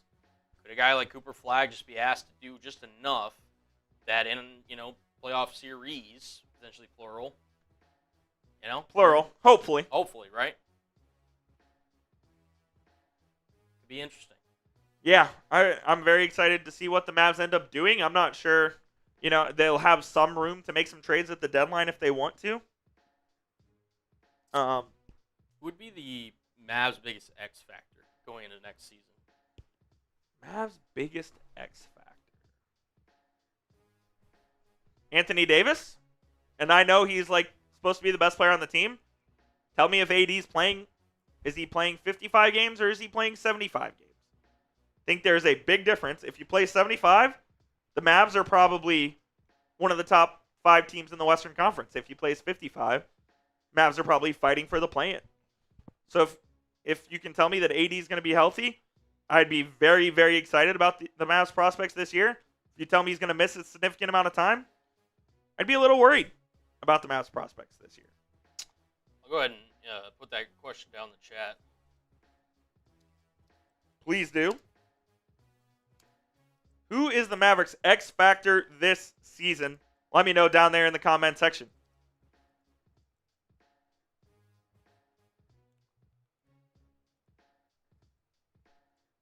I think it's Anthony Davis. You could say it's D'Angelo Russell as well. If D'Angelo Russell plays at his top peak ability, Mavs are pretty good. If Anthony Davis stays healthy, Mavs are pretty good. Mamba says Max Christie. That could also be a good one. I won't call Max Christie the X factor because I don't think he's going to make or break the Mavericks season. But if he's good, the Mavericks are certainly better. If Max can give you 10 off the bench and play good defense in 20 minutes a night, that would only help the Dallas Mavericks going forward. But if you don't get anything from Max Christie, I don't know that a whole lot changes. A whole lot changes for the Mavs if Anthony Davis is playing versus not. A whole lot changes for the Mavs if D'Angelo Russell is playing and playing well versus not. So that's why I would pick those two guys as your X factors there. Derek Lively says Vortex. Lively is also another guy, if healthy, could help this team significantly. Who do you guys think? Who is the X factor? Who is the X factor? Who is it? Who do it be? I would say it's those two guys for sure, though. I'd agree. So as we sit right now, Colin, the Mavericks have 15 players on their roster. And if those of you that do not know, 15 is the max you can have on an NBA roster with standard deals. So as of right now, the Mavs roster is full, but that does not mean that Dallas is done wheeling and dealing, as they could trade Olivier-Maxence Prosper. They could trade Jaden Hardy. They could trade Dwight Powell, although I don't think they will, to make other moves, like potentially re-signing Dante Exum, potentially signing another veteran minimum point guard. Those are guys that the Mavericks could be targeting here.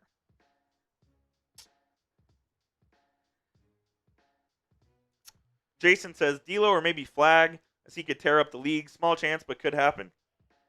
Yeah, look, if Flagg is what I'm hearing everyone thinks he is, all the people surrounding the Mavs think he might be, then yeah, you're in for a treat of how good Cooper Flagg is going to be early. Like I was told that we're not going to compare him to Luka, but like he kind of has the same aura about him where the second Luka walked on the court at the Mavs practice facility, he was the best player on the court. There was no question about it. I'm hearing similar things about Cooper Flagg. The second he stepped on the court with the Mavericks for that workout, they were like, oh shit, this guy is like really, really good. And we'll see what happens with these summer league practices and whatnot. It sounds like Flagg's the real deal and more. So I think they're going to have a very, very good season with Cooper Flagg. Is he an all-star right away? Don't know. Is it fair to expect him to win Rookie of the Year? I think so. Luka wasn't an all-star in his Rookie of the Year season. The Mavericks just received great news. The NBA salary cap rises a maximum 10% for 25-26. Fantastic news for the Dallas Mavericks that we already knew. Lopez to the Clippers, 2 years, $18 million. Brook Lopez to the Clippers, not the Lakers. Not the Lakers.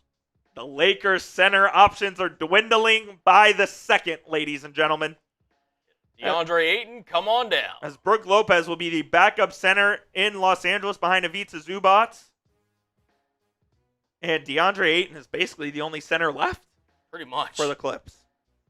There's Brook Lopez heading to the Clippers, 2 years, $18 million. Also, Winnower says that, in no shock, that this is the beginning of the end between the Lakers and LeBron James. When talking about like the reports that came out earlier. Yeah. Of course. As LeBron opted in to his $52.6 million player option, sounds like this is the beginning of the end with LeBron and the Lakers. There is a small possibility he asks for a trade this offseason. If he does that, I don't think the Mavericks would be players for him. But in free agency next summer, if he still wants to play, could be it.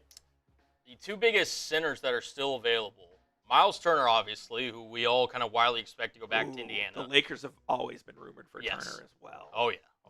Always. And DeAndre Ayton. Now, is there a world where the Lakers can swing the the potentially former Indiana Pacer? Who knows? That would have to be a sign and trade. Yes, it would be. Would they trade Rui Hachimura to try to go get Miles Turner? Or Jared Vanderbilt? I would too.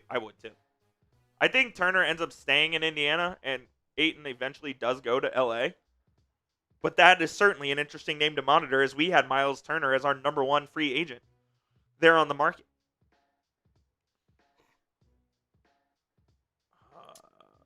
Interesting. Yep.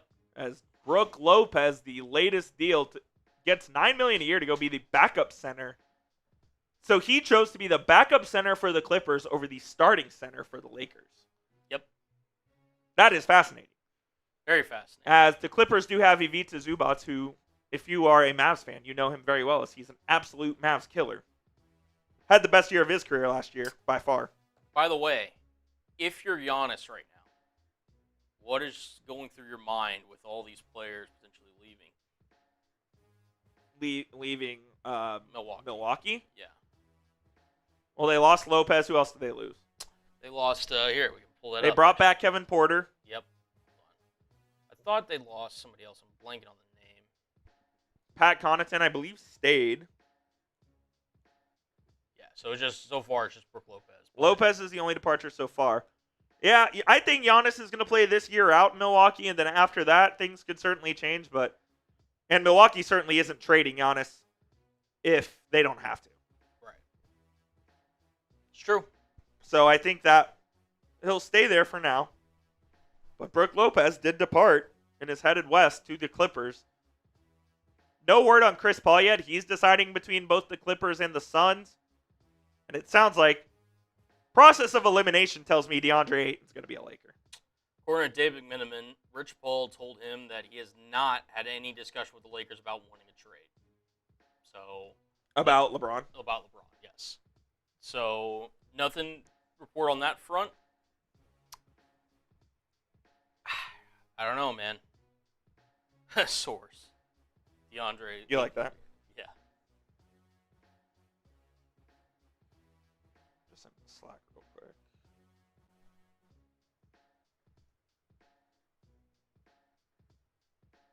Cool.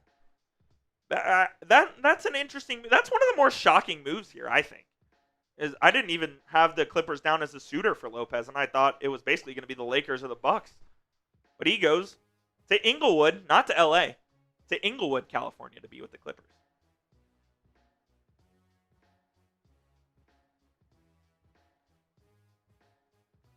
The more and more I'm seeing on D'Angelo Russell,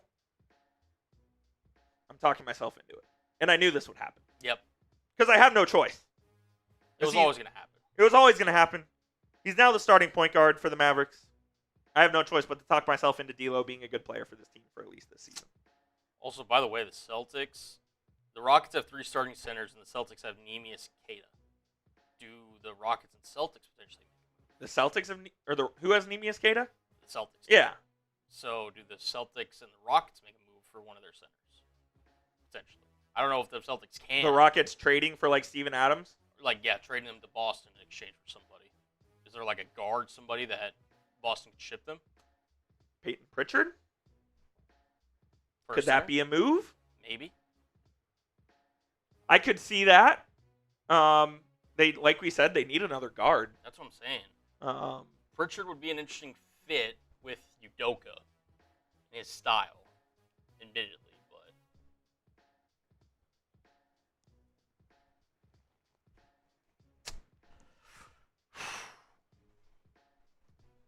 Join our free NBA free agency coverage.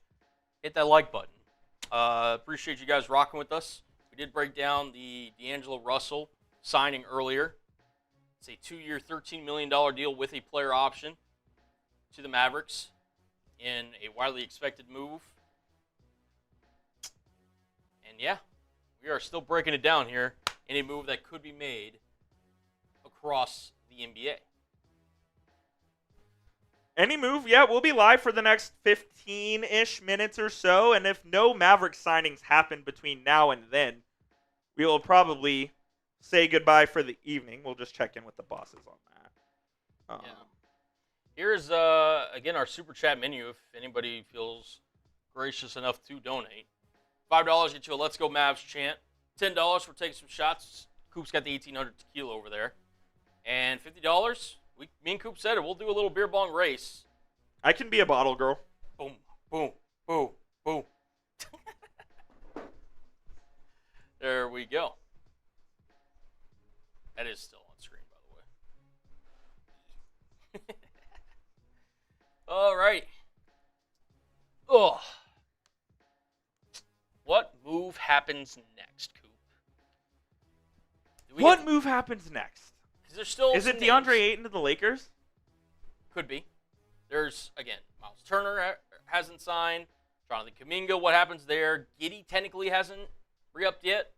Ayton, Grimes is still out there. Cam Thomas is restricted, but he's still out there. Let's talk about the former Maverick, Quentin Grimes, who apparently is demanding $25+ million per season on his next deal. King says, you smiled at my comment. You smiled at my comment to give me a shout out. You're going to love D'Lo. Am I going to love D'Lo or not? I don't know. I'm going to try to. I know he's going to piss me off. I know he's going to be an annoyance. They ended their coverage here. Did they really? Yeah. That was NBA TV. 1 second, guys. I hope I love D'Lo. I hope he's good for this team and opts out.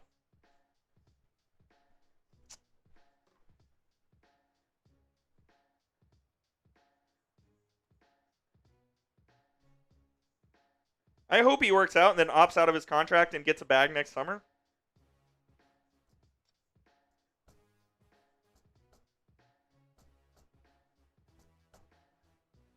Just kind of wait and see.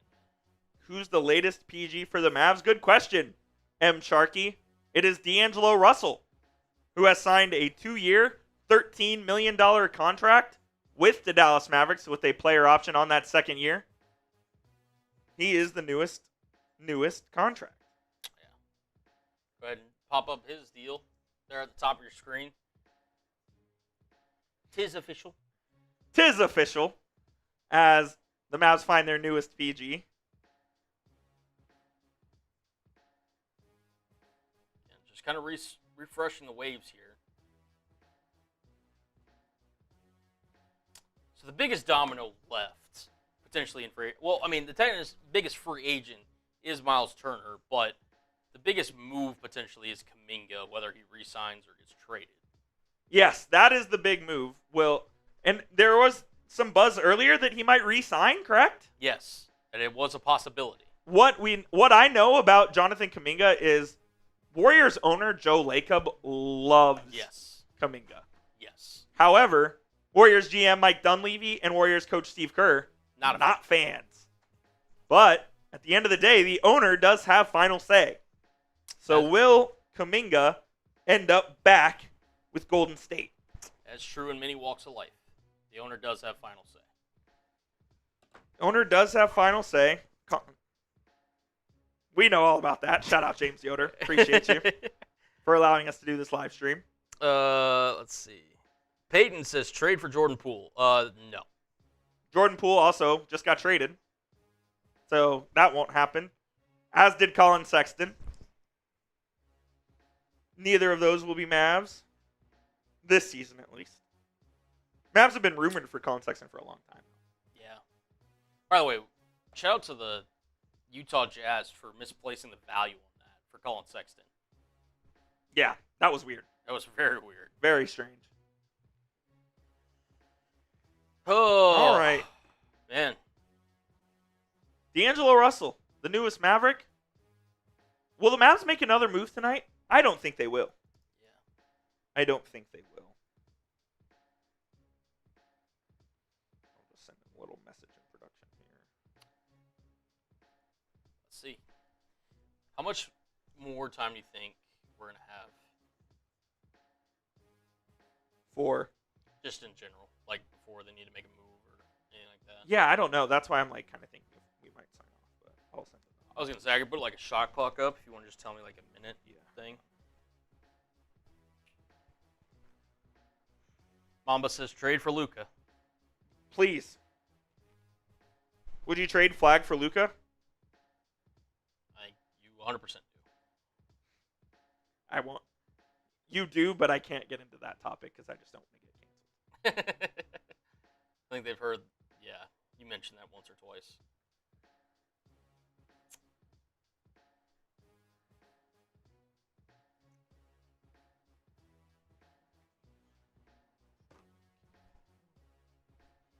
Okay, just sent that message to Brett.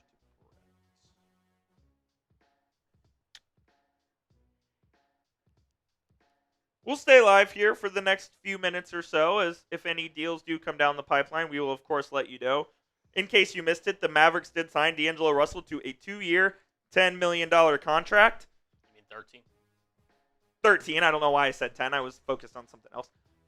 Player option in that second year.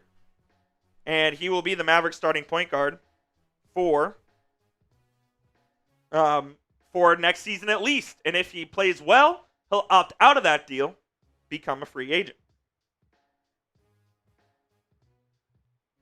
David says, if the Mavs make another move today, it would be moving Omax and or Hardy so they can try to jump on Clarkson since he got bought out. Yeah, I think that would be the move.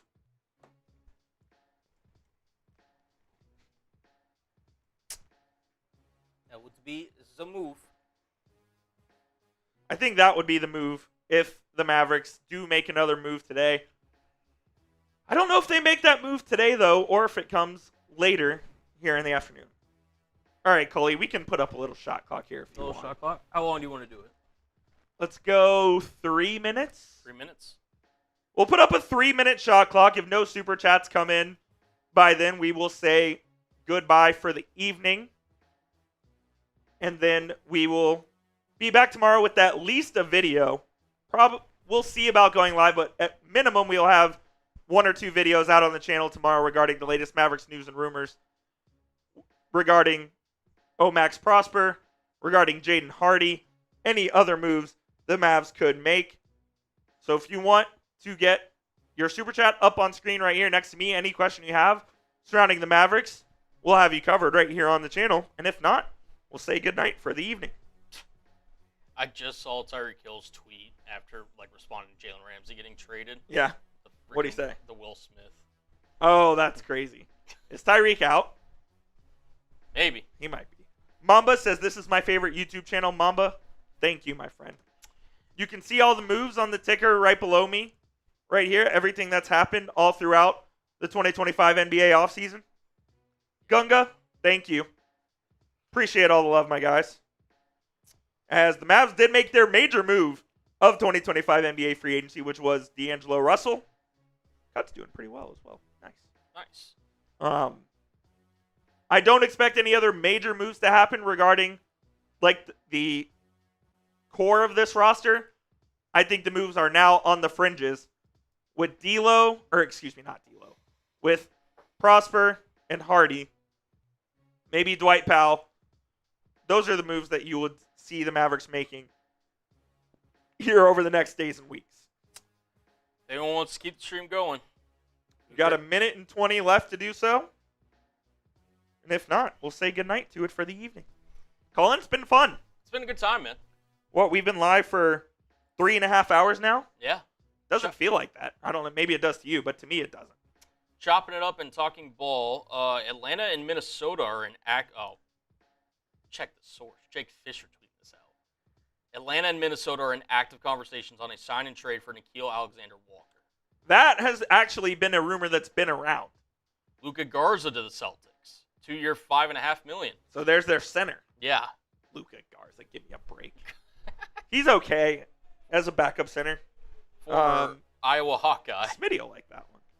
Yeah, Nick Alexander-Walker. That was a rumor I did see to the Hawks earlier today. So maybe Fish is actually onto something there.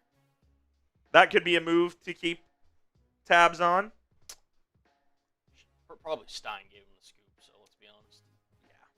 Yeah. No joke. Greetings, Andres. Appreciate you joining us here today. Matthew Scott, I don't think Kid's going to be a player coach. King, appreciate you, my man.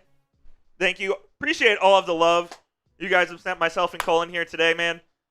We couldn't do it without you guys. We don't get to do these streams without you guys as well.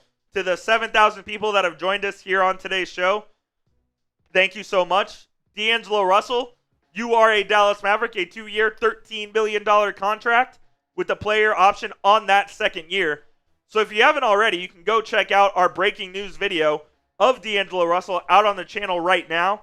Just once we sign off this live, just go over to the videos tab, and that's where you'll find that. Should be the first one up there. But I think that is going to do it for our live stream for today. Joey Fletch says, hook him. Hook him, brother. Always throw the horns up. Always throw the horns up. Yeah, I think that's going to do it. Colin, any final thoughts? Yeah. Listen, thank you guys for joining us. Pleasure as always, Coop, to join you here. Always. And, yeah. Listen, NBA free agency. Adam Silver, get it together. Get it together, man. Didn't have any moves for the first half a freaking hour of free agency. What a joke. Get it together. Get it together, Adam Silver. But the Mavs did get their move done, and as promised, it was basically in the first hour of free agency. I can't remember exactly when it came down. But Mavs, D'Angelo Russell, newest player here for Dallas. He's going to be the starting point guard for your Mavericks until Kyrie Irving comes back. There it is on the screen right there. Player option on that second year. And hopefully Kai comes back. Shams thinks it's in the middle of January. I don't think it's going to be that quick. But we'll see what happens here in the 2025-26 NBA season. Of course, if the Mavericks make a move, we will have you covered right here on the channel, whether it be a video, whether it be a live stream. Just please be sure to hit that subscribe button. I can guarantee you this. We will be going live for the Mavericks vs. Lakers Summer League game on July 10th. Join us for that. And July 12th against the Spurs. Those will be our next two live streams for sure. The Mavs make a major move tomorrow, Wednesday, Thursday, whatever it may be. We'll have you covered live as well. But at minimum, we'll have a video on the channel. So hit that subscribe button. It's youtube.com/MavsTV. My name is Jeffrey Cooperstein. You can go give me a follow on Twitter at Jeff_Coop27. Always tweeting about the Dallas Mavericks. And if a move happens, we'll have you covered there and here with the video. So hit that sub button. We'll see you soon, guys. And as always, let's go Mavs.